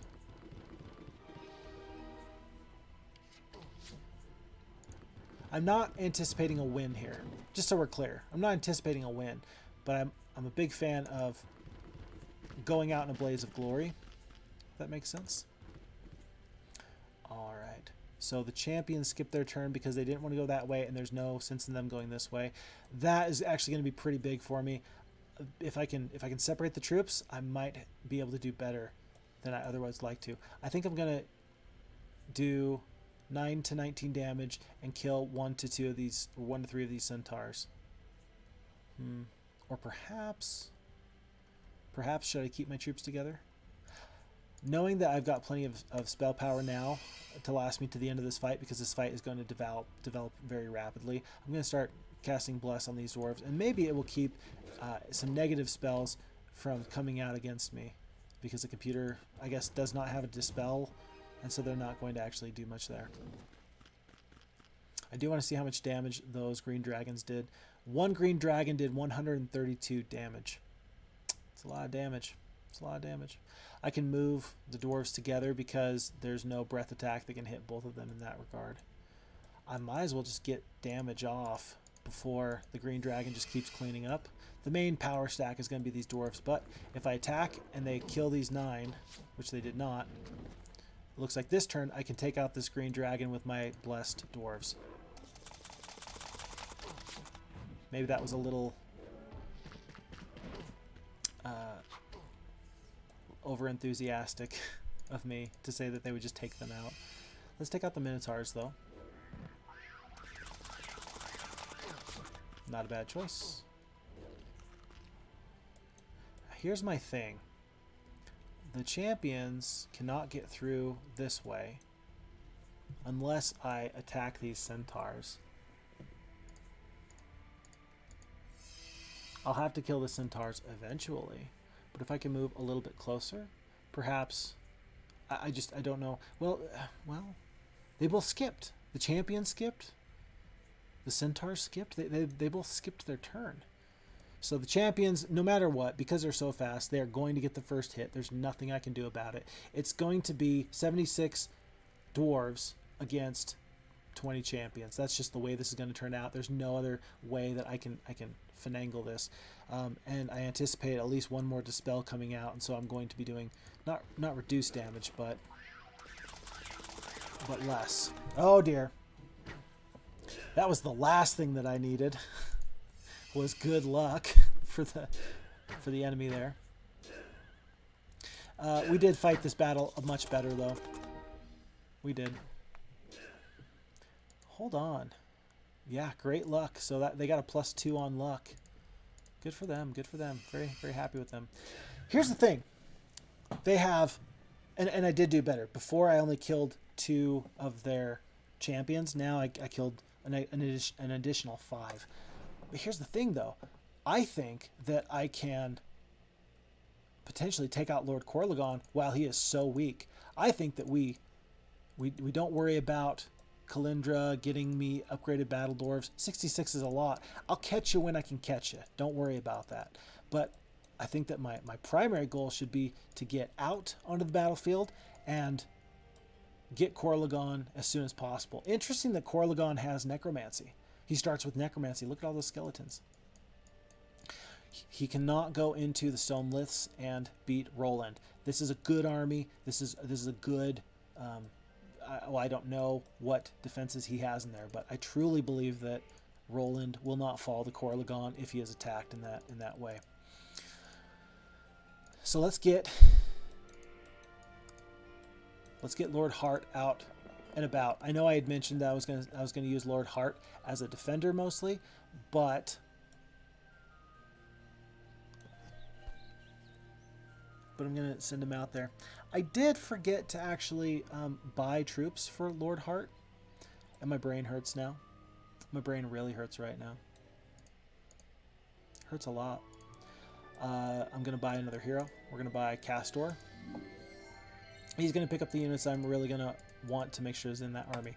28, 6, and 16. We're not gonna take the pikemen. We're not gonna take the peasants. I'm out of gold entirely. Oh my word. Interesting. And what's gonna happen is I'm gonna end up ferrying troops back and forth between Kalindra and Castor, and so I'm gonna have this is gonna work out. It's just not gonna work out as well as I wanted to. And now Sister Eliza is just kind of sitting here, and I don't have a whole lot I can do for her. Next turn, Marini must go before Kalindra so we can get those artifacts in. Let's pick up free things. Because Sister Eliza is not going to be going anywhere anytime soon, should I do want to send her out, but I just don't have the resources. Even if I could get one Titan, I would feel fine about adventuring around here. Heck, I would feel fine with fighting several Magi. Maybe that should be my next goal, is to pick up just enough resources that I can do that. Okay.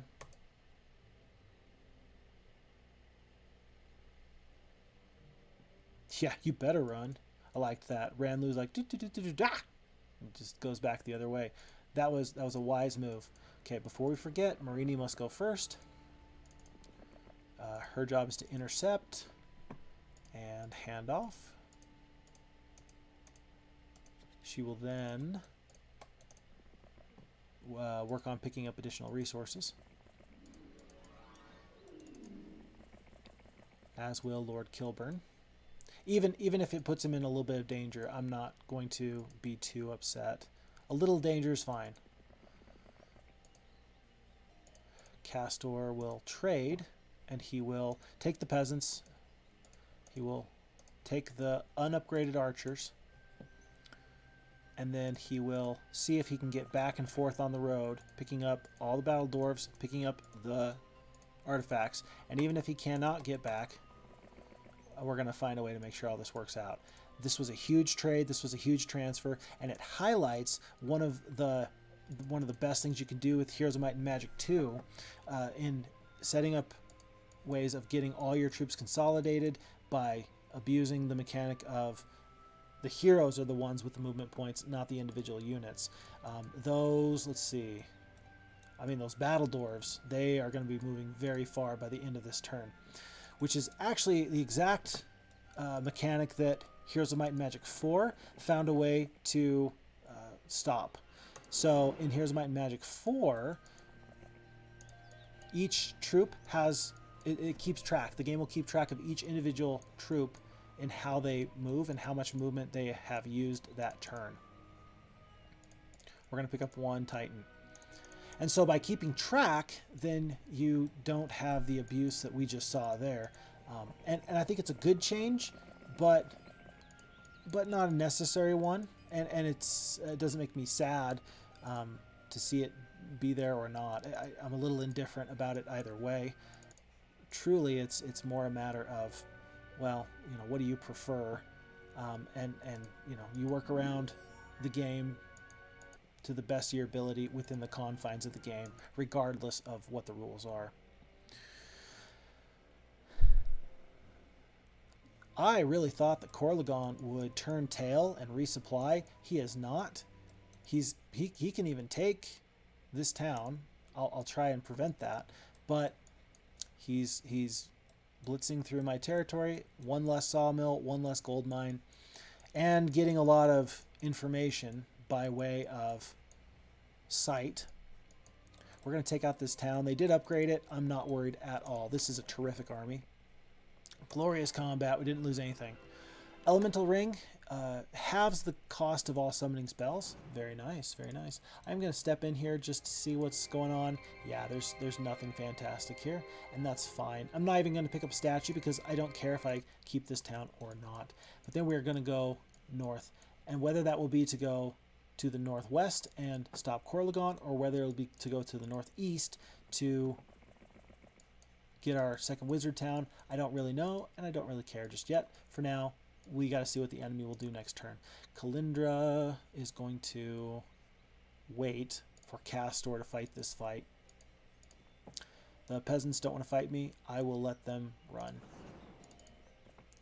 You've come across the Spartan quarters of a retired soldier. The soldier tells you that he is willing to pass on the spiked helm to the first true leader he meets. This is the first time we've seen this. Rather than have a artifact that's booby-trapped with rogues who will come out from the brush to defend their loot, and different than the times where we will see a paladin, a crusader, a green dragon, a red dragon, a titan guarding an artifact. This time we see the artifact instead is in the possession of a retired soldier who really wants to give it to someone who he deems worthy. In his mind, the first true leader, what does that mean? I believe that means leadership. You got to have at least basic leadership to pick up that artifact. It's a good artifact. It's a really good artifact, but we don't have anybody nearby who can make that happen. And so I'm not going to worry about it too much. We're just going to let that go. Pick up the water wheel for 1,000 gold and start heading this way. And so what to do with all these extra troops? We're going to go and make sure the archers are upgraded. And then we're probably going to give all these troops over to Kalindra so that she can do some good things with this. Lord Kilburn, I am sending him off into this little patch of once per week resources.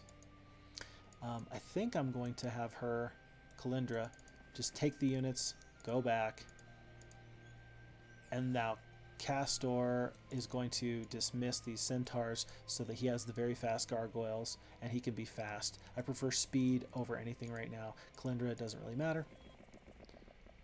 And the sister Eliza, she has a ton of movement points. She has 1,900 movement points. Oh my word. Vitania did kill that pack of archmages. That makes me think she's got some pretty nasty spells. I don't want to fight nasty spells with just one titan. But I will take back the gold mine, and then I'm just going to kind of hang out here in this no man's land where she can't quite reach me, but I'm threatening to take this crystal mine next. Or if I feel so inclined, I can run back to my castle and then resupply there. So I'm really saving gold right now. I'm saving resources and going from there.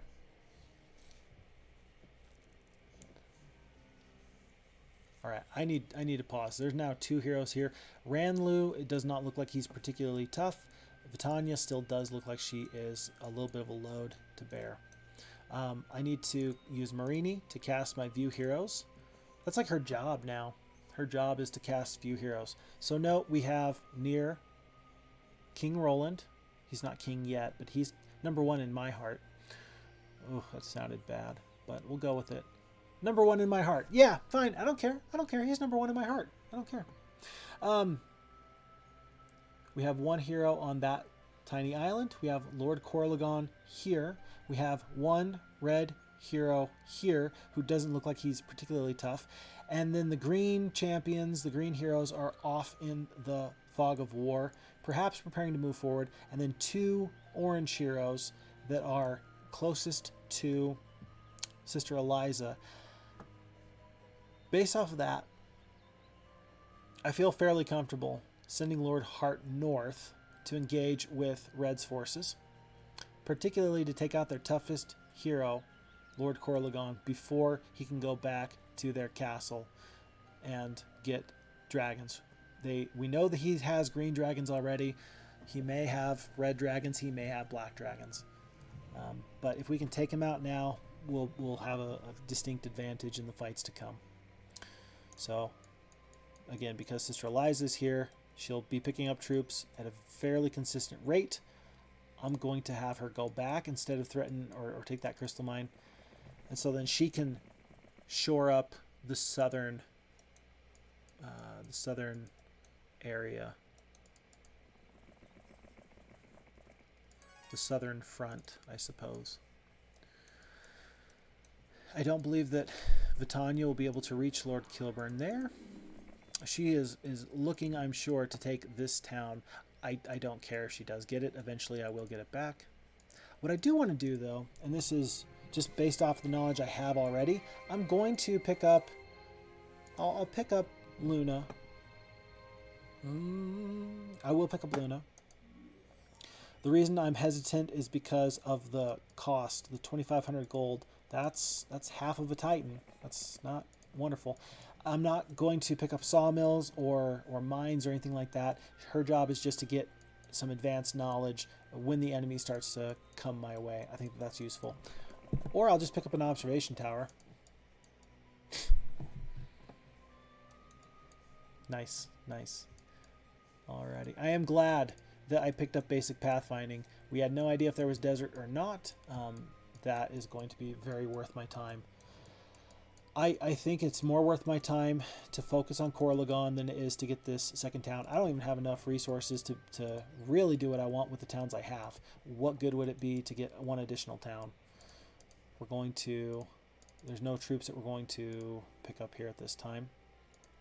I could pick up some swordsmen, but I'm not particularly worried. Right now, I don't think that they will turn the fight elsewhere. We're just going to upgrade these archers. And then... I lied. And then, I'll leave these mutant zombies as defenders. I'll leave the pikemen. I won't upgrade them. And then let's send Kalindra back out. Perhaps she can even successfully fight off Vitania. Perhaps. And if I lose her, I don't feel too bad. Again, one of those times where if my secondary or third or tertiary heroes had fought against the neutral creeps to get some levels, maybe she would have been level 3 by now, and maybe I'd feel a lot better about her going into battle against an enemy hero. Resources are the primary focus here. Alright, and let's see what the next day will bring. Don't you do it! Don't you do it. Okay. So Natasha went south. Yeah, these heroes are just kind of sitting here. I am amazed. Oh, no. Folks. Natasha dropped off a large army to Jezebel. Jezebel is now threatening Roland. He's level 8. He's going to have some fairly good troops. He is going to have the defenders bonuses. This is not the best army I've ever seen in my life, but that is a threat. And what's worse about all of this is it's a threat that is out of my control. That does tell me exactly, though, where I'm going to head moving forward. I just want to see what's in this area because I think you can pass through this terrain. You can. Maybe I can get Ranlu to come out my way.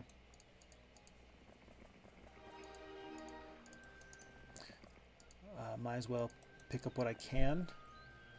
Again, I don't care if I lose this castle, but Kalindra will be nearby anyway.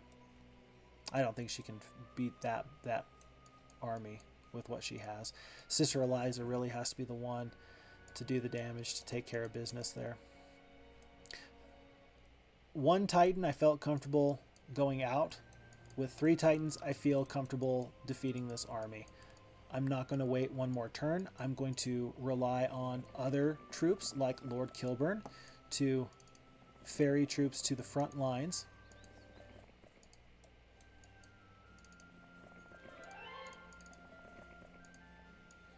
And then Lord Gallant must track down the enemies that threaten Roland. I'm looking at Atlas. Because red and green are allied, I could see him heading straight for the win condition that the computer can really just end for me. which would be to take out Roland. And so Corlagon is sneaking around, but the primary thing I need to do is stop Atlas from getting into these stone lifts and hope that Jezebel is not strong enough to take out Roland. Let's see how this goes. This could be the game right here. My forces suffer a bitter defeat. So be it. Okay. My forces suffer a bitter defeat. And with that, I cannot reach Jezebel anyway. I might as well take out Atlas. This army I have is very strong with Lord Hart. Let's do the damage we can and then circle back to make sure that nothing too terrible happens. I win the fight, and it's a victory. The enemy does not run, but my losses are 1 Battle Dwarf, 1 Master Swordsman, 123 Hobbits, Halflings. No, thank you. I'm going to restart this fight. I'm going to fight this again. I don't know if this enemy Barbarian, Atlas, has a whole lot of spell points, which really makes me wonder, how did I lose 140 or 110 Halflings or whatever it was? Their shooters are not that tough. They're just not that tough. I have absolutely no spells. 0, none. I don't even have a spell book. I'm going to send my Crusaders top. I'm going to send my Dwarves and my Swordsmen bottom.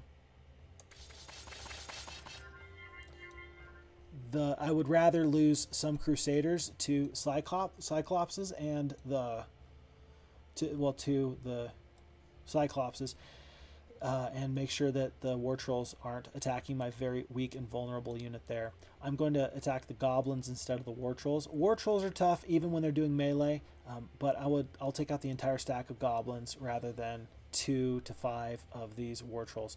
Question though, the Crusaders have a double strike. Is that calculation of 2 to 5 based off of both strikes or just the first strike? I'm guessing that calculation is based off of only the first strike. And so, because the calculation is going to change, assuming that the enemy does a retaliatory shot.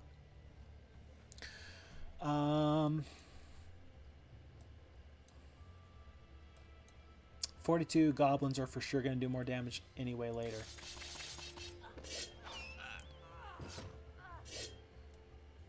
Yeah, based off of that retaliation shot, I'm guessing that my assumption was correct.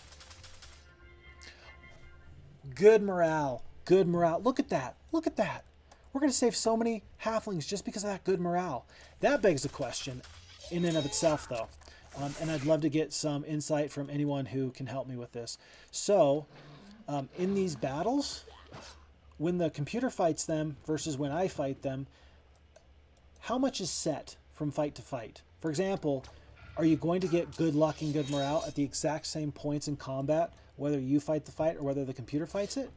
Or is it going to change from fight to fight depending on who goes when and who goes where and who goes what?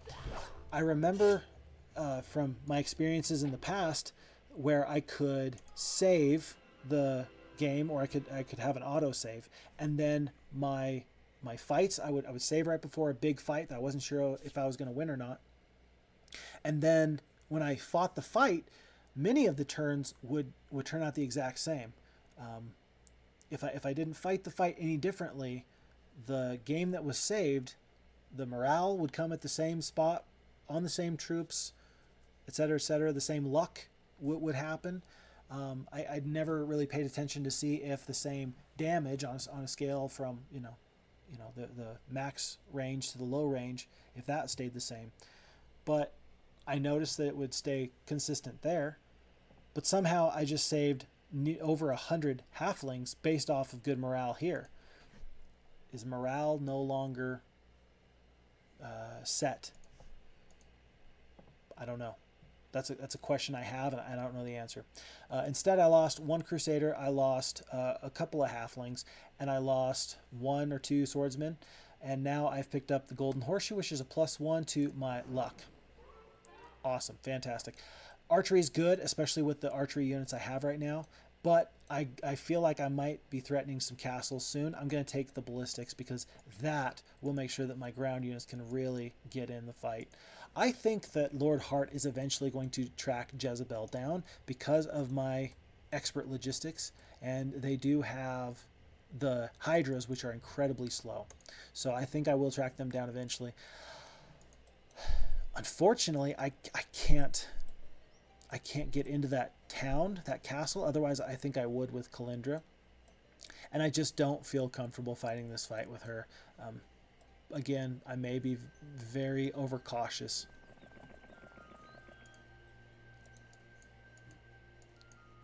But I'm going to just kind of keep Kalindra far enough away that I feel like she'll be safe, but also close enough that she can work with Sister Eliza. Oh, never mind. I actually messed that up then. I'm going to have Sister Eliza go into the night town. I'm not going to upgrade any defenses. I don't think it's all that necessary. The only thing I'm going to get is the marketplace, because I'm going to want a marketplace sooner or later anyway.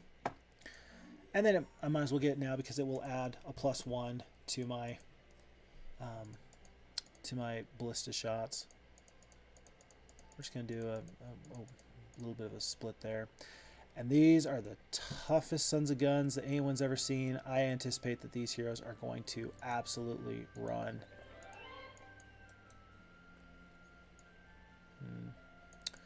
Let's send Marini this way.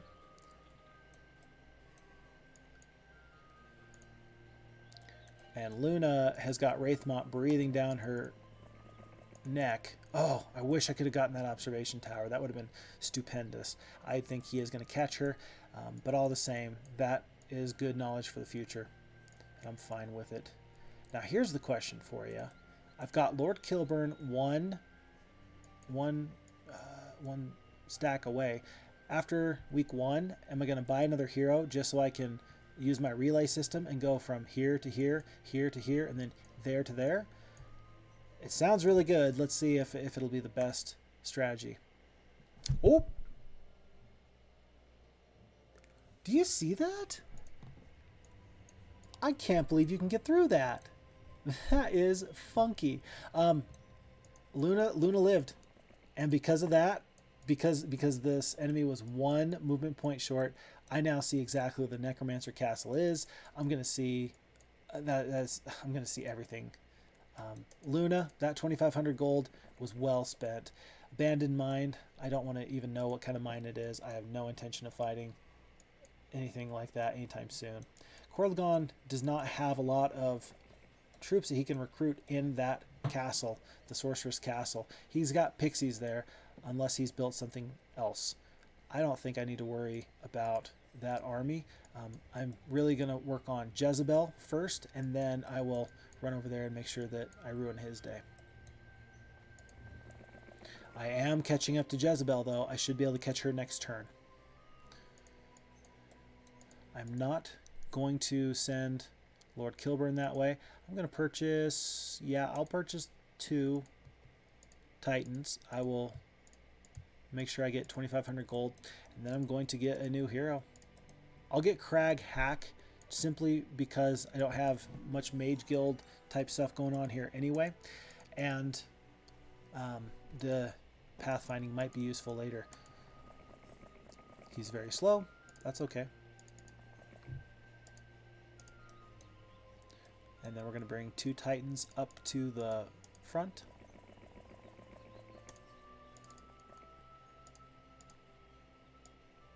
Nice. Nice. I'm going to transfer these dwarves over. That'll help with the morale. And plus, I don't think 2 dwarves is going to help anybody. They're just slowing this group down. Them and the peasants. But I see good morale. I take good morale. Simple as that. And I think Sister Eliza is just going to roll right on through these 2 sets of heroes. I think she can take Wraithmont too. We're just going to go to town. Glorious victory. You are kidding me. You see that? Do you see that? Your force suffers a bitter defeat and Sister Eliza abandons your cause? What? You're telling me no. What? You're telling me am I just going to get absolutely She's got 2 spell power. She's got all the knowledge in the world, sure. So it's going to be a steady, unending stream of spells. This may be an instance where, because I don't have a lot of, good spells, I mean, maybe that's what's happening here. I mean, let's see. I don't have some kind of dispel. I don't have some kind of cure. So a blind is going to really be a problem. And maybe it's just because liches are so tough. 14 defense skill, 16 attack. I'll be doing 10%, 20% bonus damage, but interesting. For the first time, I'm going to click on this button, but I'm not going to go through with it. The surrender button, just so we're clear, Vitania says that all my troops can run away if I give her 6,000 gold. That is actually a wonderful price. I am amazed that it's that good. I figured that for 3 Titans that she would say that it would be, 100,000 gold or something like that. Oh my goodness, that's amazing. This is a new addition with the F Heroes, and the F Heroes team is amazing. Look, what a smart thing to do. What an amazing quality of life deal. Say, hey, I don't have the money, but I got the resources, and I'm, in this case, if I'm about to lose this fight, I will absolutely surrender, and I'll save 1 or 2 Titans, and I have the resources to trade for the gold that it would take to get there. That is an amazing function that was not available before. F Heroes team, bravo. So I'm going to decline because I'm not going to run anyway. I don't have the gold in the first place, and I want to take out as many troops as I can. Here's the question. Which troops should I take out first? It doesn't matter. Well, no, it does matter. I need to take out the vampires first. Fix Fox. Liches are going to shoot. They're going to do full damage. Aren't you concerned? Absolutely. But the vampires have no enemy retaliation. If I don't attack the vampires, then I'm not going to beat this stack down. They're not vampire lords, so they're not going to regenerate. They're not going to lose some of their numbers and then bring them back. But rather than worry about, oh, hey, if I don't take out the shooters now, all their slow creatures are going to eventually walk across the battlefield, I'm more worried about dealing with an enemy that does not have enemy retaliation. 5 to 7 damage with 10 attack skill, 8 to 10 damage with 9 attack skill. I think that those are fairly equal. I think I'm going to take the vampires down first and see them as the bigger threat because they have no enemy retaliation. Let's do it. I should consider my magic arrows will be 80 points of damage. My blesses could be a max of, let's see, 10%. Well, bless will be the difference between, let's see, 36 of 4, 18 damage versus 40. Yeah. I think magic arrow is actually going to be my best bet. I can't curse undead units. I could bloodlust and increase my attack skill even more. If I do increase my attack skill, then perhaps the bonus damage will stack up, number 1. And number 2, maybe that will encourage Vitania to use a dispel instead of an offensive spell. I think I'm going to do that. I think I'm going to bless this middle stack, and now my damage jumps up to 54 damage. My boar is going to threaten like he's going to go towards these liches, and then these titans are going to get great morale.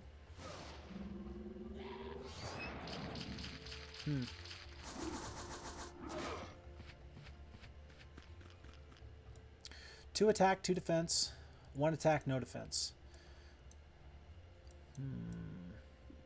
And these royal mummies will go first next turn, so they're probably going to jam up one of my stacks of titans. In the future, I think what I'm going to do is I'm going to bloodlust instead of bless, because the royal mummies have a chance to curse. 30% chance. I think 30% chance to curse, and if they curse, then the bless goes away and is replaced by the curse. So bloodlust, though, will not have that interaction. I think that there can be some value in keeping my slowest arm or my slowest stack alive as long as possible. As long as I don't group up with these titans, I can potentially just have the dwarves slowly walk across the battlefield, threaten, and still give me a last chance to retreat. Notice how tanky these titans are. I just took full hits from these troops, and they still have 228 hit points left. It's not... I'm still a little scared. Oh, I'm scared. Don't get me wrong, but we'll see what we can do. Bloodlusting this stack of titans is going to make them blessed and bloodlusted, which I think will be worth more than the magic arrow. It may again force out a dispel, which could be better than like the hastes or anything like that. Let's take out the vampires again. That no melee penalty is coming in very clutch. Rather, do I want to do 63 damage to the mummies, or do I want to do 63 damage to the vampires? I think that I will still take out these vampires. Interesting that their defense skill is the same. 8 for the royal mummies, 8 for the vampires, versus the liches where I would only do 45 damage again because their defense skill is so high. Yeah, I'll take out one full stack if I can. And then that'll be 1 to 2. Let's do that. Let's do that. Once these skeletons and mutant zombies jump on these titans, I'll have to melee them down. But for now, I think that I'll be able to start magic arrowing these liches once the melee units are on top of my titans. So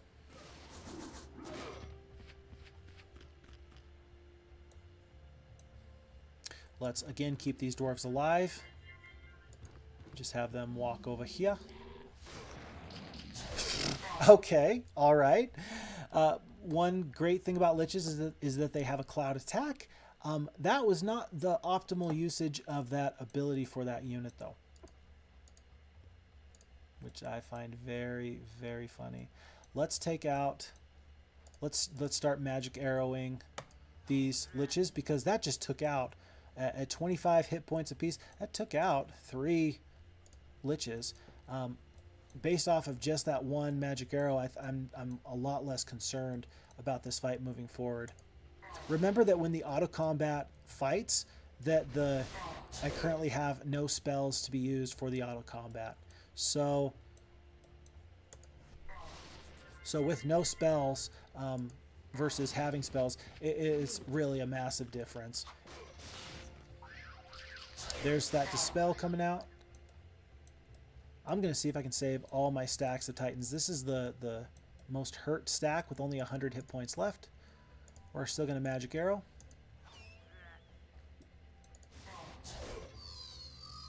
And there's that curse coming out.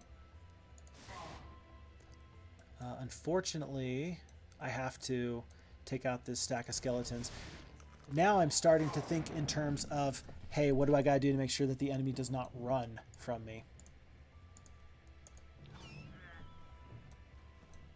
Now, do I want to do 36 damage to royal mummies, or do I want to do 44 damage to these mutant zombies? I think I'm going to step in front. Well, either way, the mutant zombies will have access to this titan unless I run this titan away. So I'm going to attack this royal mummy in this direction. I'm going to actually run these titans far, far away from the mutant zombies just to try and avoid losing one. And then I'm going to plan on... I could kill both of these liches here if I do some good damage. Let's give it a shot. I did not make my dreams come true.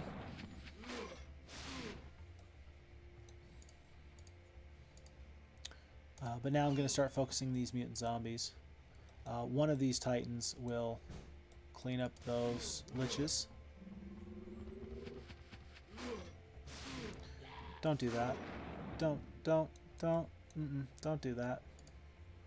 No, don't do that. They're not going to do 42 damage. I haven't seen a single offensive spell come out from Vitania yet. I'm not worried about it. Darn. Darn. I still really wanted to kill or take out Vitania. I really wanted to. But as it is, that fight went from losing 2 dwarves and 1 boar and 3 titans to a victory where I lost no titans. What was the difference maker? It was absolutely, I think, 2 things. Number 1, it was spells. And number 2, I do think that focusing the vampires first, where I would not have been getting retaliation, I think that that was very important. I think that was critically important. Those retaliations stack up so quickly. We're going to take the luck. I think I'm very, very far away from a high tier mage guild, so I'm not going to worry about that just yet. Given how scary that fight was, I'm going to wait until I get my reinforcements. But once I get these reinforcements, I think this is going to be a game-breaking army, and I may actually even send Sister Eliza back up to ensure that Corlegon does not come south and cause me any more issues. Even knowing that Lord Hart is here, a pincer attack might be valuable. Let's see what Corlegon does here, though. My forces suffer a bitter defeat. Sorry, Marini. I do want to see, though, I'm going to fight this battle. I'm not actually going to fight it. I'm just going to take a quick look. And the reason why I'm going to take a quick look is because I just want to see what Jezebel has. 5 attack, 2 defense. I'm thinking that there's probably an artifact there.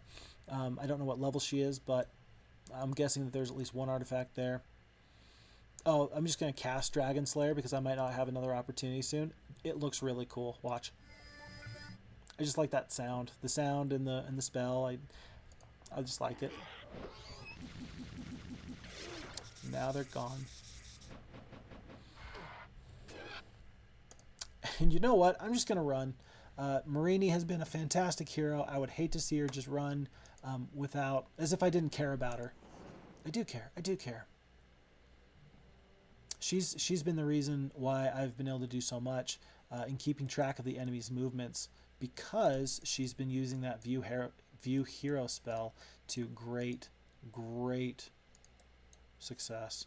We're going to ignore the +1 mercenary camp because I think we got to get there. We've got stuff to do. We've just got stuff to do. We're going to fight this fight again, losing over 100 halflings and losing 2 crusaders. That just feels bad to me. I know I don't have any spells, but I'm wondering what we can do here differently. If these Minotaur Kings get good morale 2 fights in a row, I'll be a little sad. I do see 12 Hydras. That is significant. I'm going to actually focus down the Hydras with my ranged units. I think I can deal with everything else until then. I will more or less move my units into a defensive pattern, perhaps. So if I move my Crusaders here in front of the halflings, then only the gargoyles can hit the halflings. The griffins will then be forced to go against the rangers just because the griffins are a 2-hex unit. Oh, well, if you're going to kill 25 halflings at a time with spells, then that's something else entirely.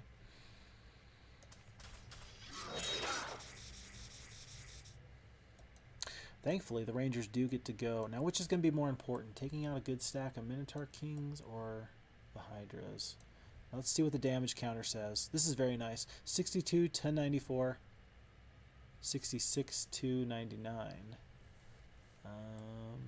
5 to 10 damage, 6 to 12 damage. The attack is actually, the attack skill is better on the Minotaur Kings. The defense is better on the Hydras. Given that there's no spells, I think I might as well stick to my original plan and start focusing down the Hydras, unless I wanted to. You know what? If I attack the Griffins now, I may save more Rangers because I anticipate the Griffins are going to go that way. Sure, they're going to get taken out by the Battle Dwarves next turn, but I could see that being... I actually like that decision. I really do. So let's take out as many Griffins as possible.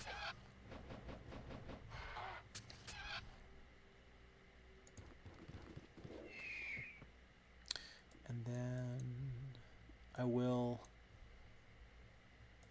The gargoyles have already retaliated, so the halflings might as well do something as well there. Now that I'm not worried about flyers, the Crusaders are in a good spot. I don't want to get the first strike on the Minotaurs, only because I don't want the Hydras and the Minotaurs to then swarm the Crusaders. The speed of 6, the Minotaurs are going to get anything that they want over here. If they choose to take out the Halflings, that's just the way it is. But I don't want them actually to take out the Crusaders. I think that saving the Crusaders for a good first strike is more valuable in this instance, because the Halflings are going to be covered up for pretty much the rest of the fight, doing half damage.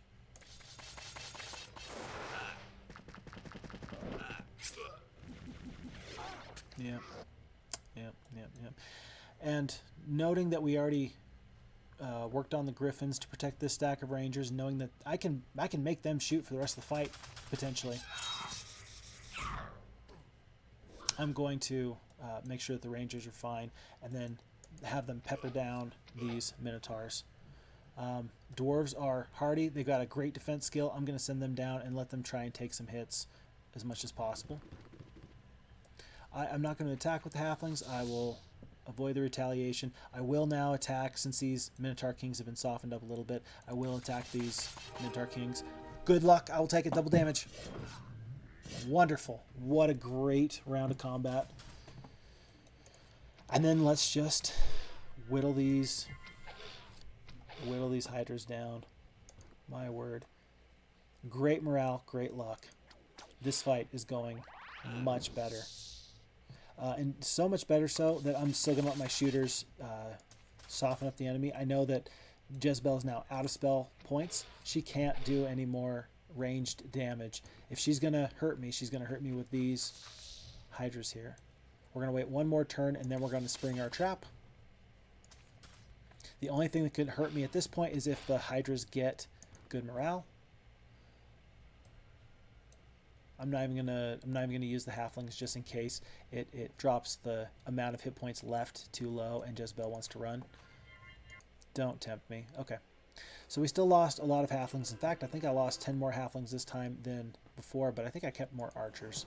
Overall, I think that's a net positive. I will take the ballistics instead of the leadership. Morale has come in very handy, but I have so many wonderful artifacts, +1 morale here, +1 morale here. I don't think that needs to be my priority. I think I can rely on the artifacts to make things work. I'm going to combine my stacks of Titans. I will later split them, but for now I'm going to combine them. I'll give some filler troops to Sister Eliza, and I'll send Kalindra. I'll send her down. I don't want to waste Sister Eliza's time with the crystal mine. I want her to get out there and strike now. I want to take out this town, and it's going to take me 3 turns to get there because her movement speed is so high. It will get slower by a little bit because the Rangers are only average speed, but I do want to still do that. So it might take only 3 turns. It might take 4, but that'll still get me there before the end of the week. I like that if you right-click on features like the water wheel, it will tell you if you have or have not visited that for the week. Crag Hack is going to go this way and pick up these features. Lord Kilburn will immediately dive onto these resources. And Luna is just going to cause as much pain and suffering as possible, including picking up their 500 gold and their windmill. She dies fulfilled. Alright. And this fight is still upcoming with Lord Hart and Corlagon and his 14 champions. Luna does succumb to the stronger enemy force.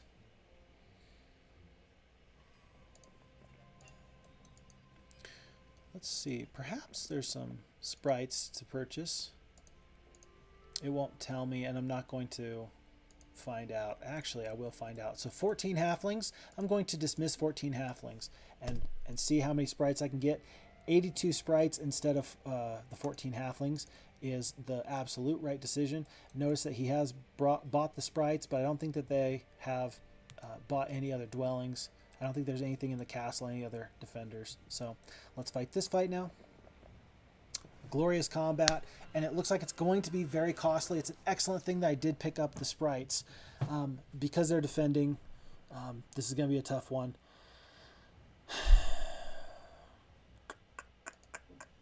But based off of the strength of my dwarves, it looks like I'm going to absolutely come through this. So let's fight this fight. There's no moat. Looks like there is a left turret and a right turret.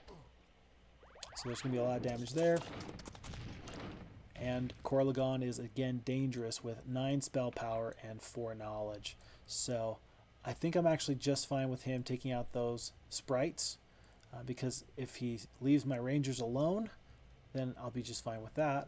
And my rangers will go before either of his sprites can cross the battlefield and cause them any grief.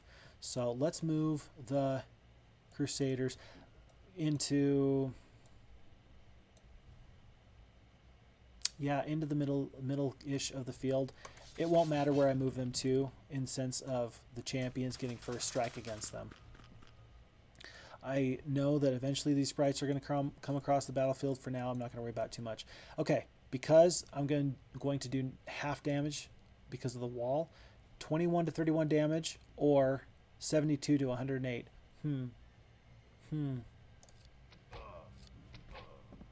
We'll take out the entire stack of rogues. Time well spent.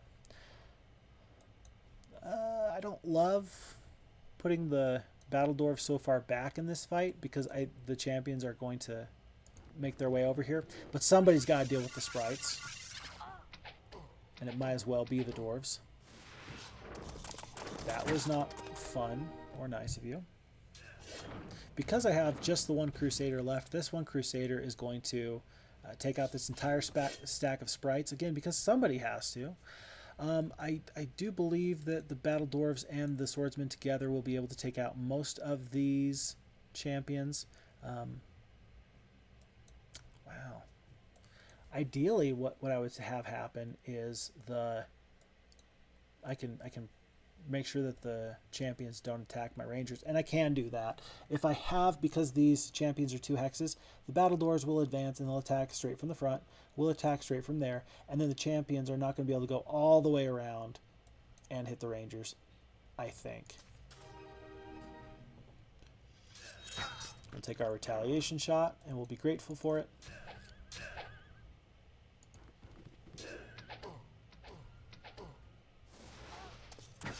Wow. A Might Hero with some good spell power can be terrific. Okay, just for funsies, the Crusader has the double strike and does double damage to the undead. It looks like that double damage. It looks like it is factored into the calculations that the computer is doing against these skeletons. The skeletons are probably going to kill the Crusader on the retaliation, but all the same. Will you be able to kill 2? No. Champions. Well, the swordsman plus the rangers will be able to kill 2 champions.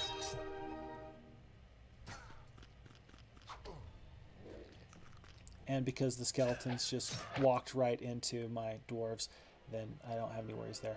Okay, so I think I lost a few more units actually. I think that fight went just about as well as it could have, except I lost 3 more dwarves. Everything else was about the same though. Minor Scroll of Knowledge, that's a +2 to knowledge. The Wand of Negation, troops are protected from dispel magic.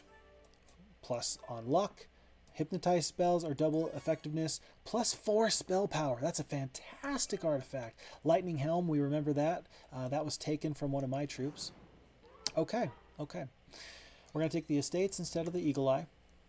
And there was no major developments in this town other than they sent it from a town to a castle. And Lord Hart has done a good job. Oh my word, look at this. I think that there may have been more artifacts that Lord Corlagon had, but I will never know because the Lightning Helm was the last slot for my artifacts.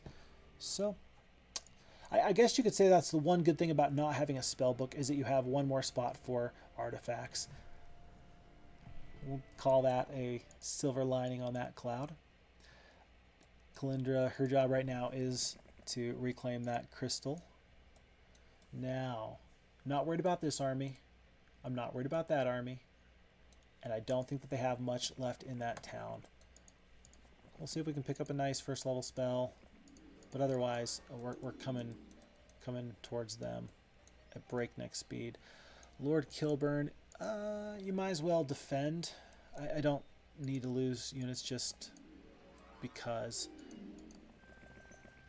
We'll take the gold here. Alrighty, things are shaping up really nicely. I think that I'm going to actually purchase the Thieves Guild here.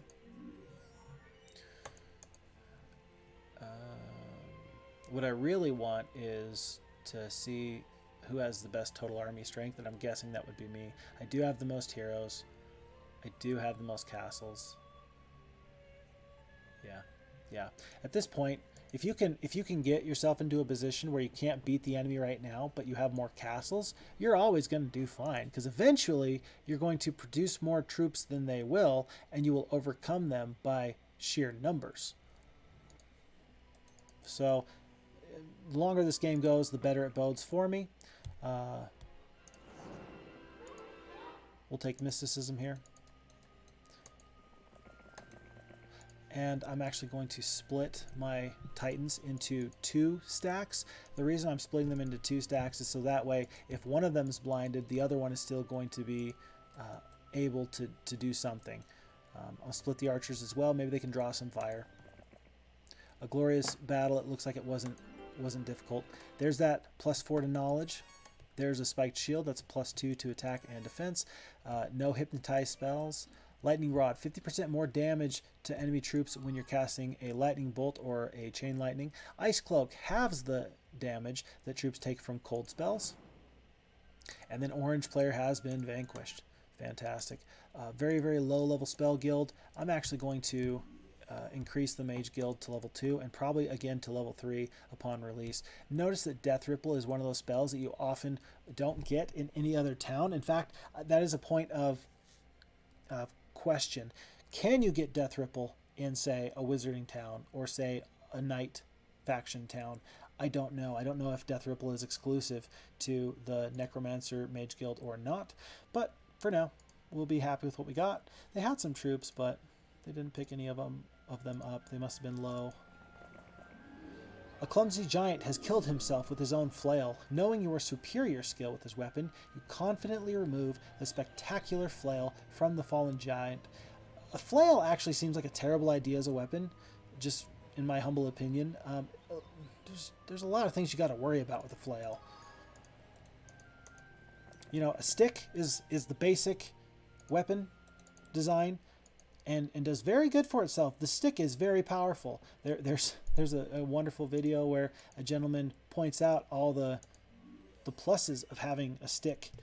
But then he also mentions that, well, but then if you don't like the stick and then you give yourself nunchucks, you know, that's not good either, because then all of a sudden you broke your stick in half and you have to worry about these extra parts. You increase the chance that you're going to hurt yourself by such a large amount.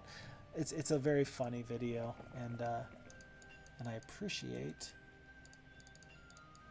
the concept of stick is good. Just hit the enemy with a stick. Why break it? Why turn it into a flail? Why fix what isn't broken? Moving on.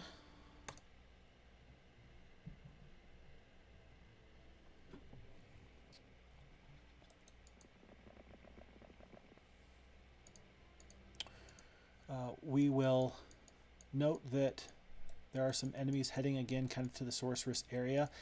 For that reason, I'm not going to wait for a new week to purchase units. I don't think I need to, especially with those armies anyway. What I will do, though, is I'm going to upgrade my blacksmith, because there's a lot of pikemen here who are now veteran pikemen, and 26 veteran pikemen is not something to sleep on at all. And let's head right back out. Let's not even spend a night.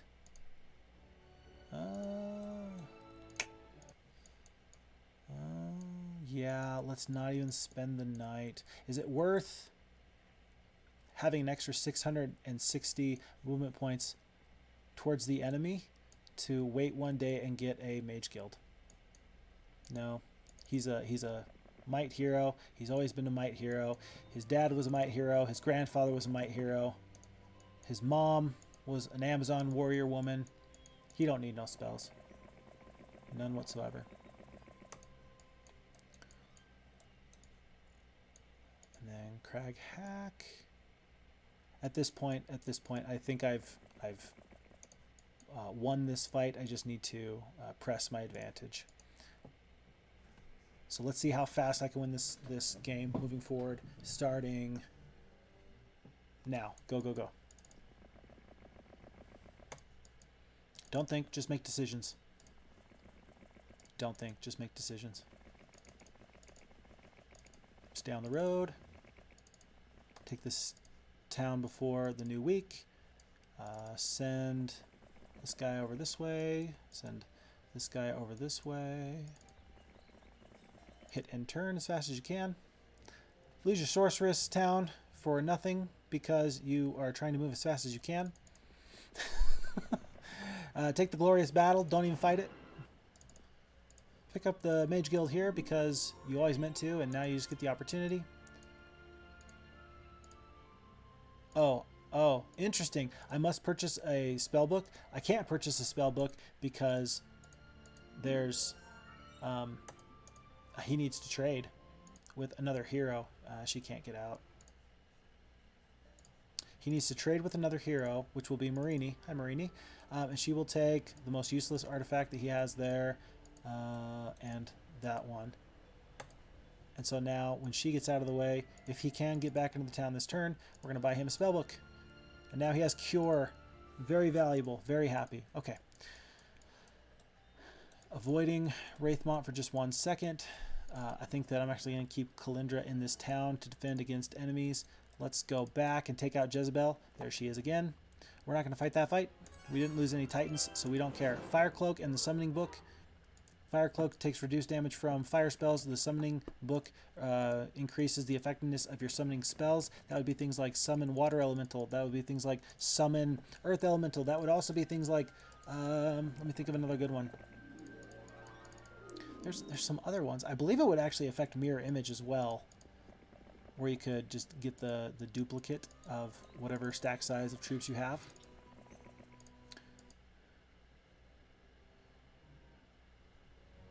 New month. This is a fun one. Month of the Dwarf. After regular growth, the population of the dwarves is doubled. So that's fantastic. The only continue... Wait, hold on. Stop. I have an alliance with the dwarves.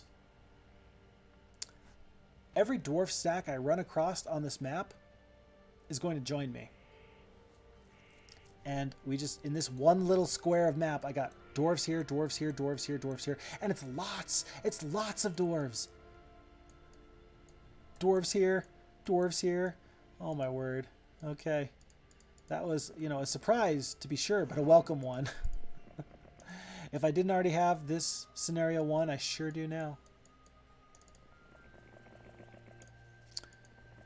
At this point, I'm sort of sending Lord Kilburn out here into the wide world just to be a little bit of a nuisance. I will upgrade the left turret here, and I will evenly spread these peasants into 5 stacks. It'll make it so if Wraithmont does want to attack, he's going to take more damage from my normal castle defenses. Let's get Mage Guild level 2. Lightning, Blind, Disrupting Ray. Worth the time, every time. Let's head up here.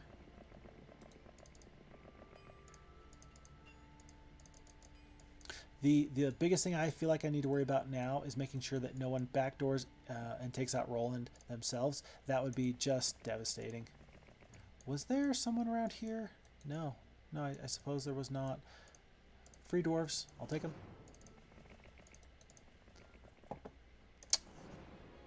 Loss of 1 archer. I don't plan on needing pathfinding. We're going to take Eagle Eye. That's how confident I am in my victory. We're going to take Eagle Eye. Joe Josh, it was a new week, and so there's going to be lots of green dragons coming my way. But I am not concerned about it. That looks like a brand new hero. If you don't have a hero with the stats to back it up, it's not nearly so concerning. There's one hero there, one hero there. There's 2 heroes on the adventuring map that just moved there. Not to mention that one hero that was in that town, Joe Josh the Barbarian with the dragons. So let's harass this enemy. Send all this over. And send him down. Again, Lord Kilburn is just being a distraction. Sister Eliza will end this fight. I will accept that 1 loss of a Titan. I have plenty of Titans to finish off this fight. So I have 4 Titans left. They do have the green dragons. I'm going to recruit 1 to replace that 1 Titan I lost. I picked up some additional spells. I'm not going to recruit Charity, even though I have already seen her as a hero against us prior to this. I just don't think that I need any more heroes right now. Sir Gallant, aka Lord Hart, is going to head this way.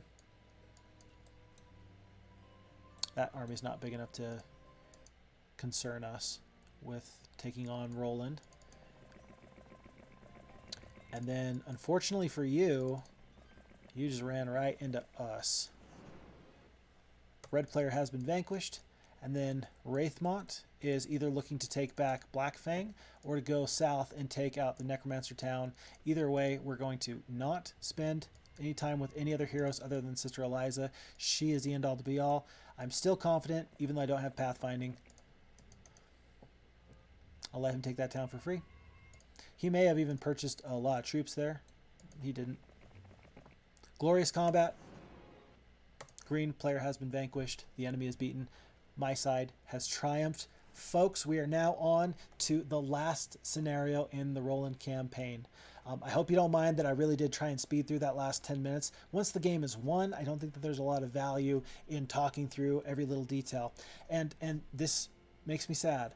But you're going to find that when we get to the Archibald campaign, I'm going to assume that you've been with me for the Roland campaign, and I'm not going to explain every little detail. I think that folks who have watched the Roland campaign, they'll know the ins and outs of the game by now. I really think that they will. So we're going to be moving at a breakneck speed, at a breakneck pace, and there's a lot of value in that. I think that's going to be good too. We're not going to watch that intro until this next turn, but we will start up again with Roland's campaign, scenario 10. Final Justice, the last scenario in the Roland campaign. Lord Corlegon has been defeated. He will not appear in subsequent scenarios. That's a new award we have. And then we will have to pick it up there next time. Folks, I'm excited. I can't wait for this. I can't wait for this. Again, thank you all for being here. And we will see you next time. Fix Fox, out.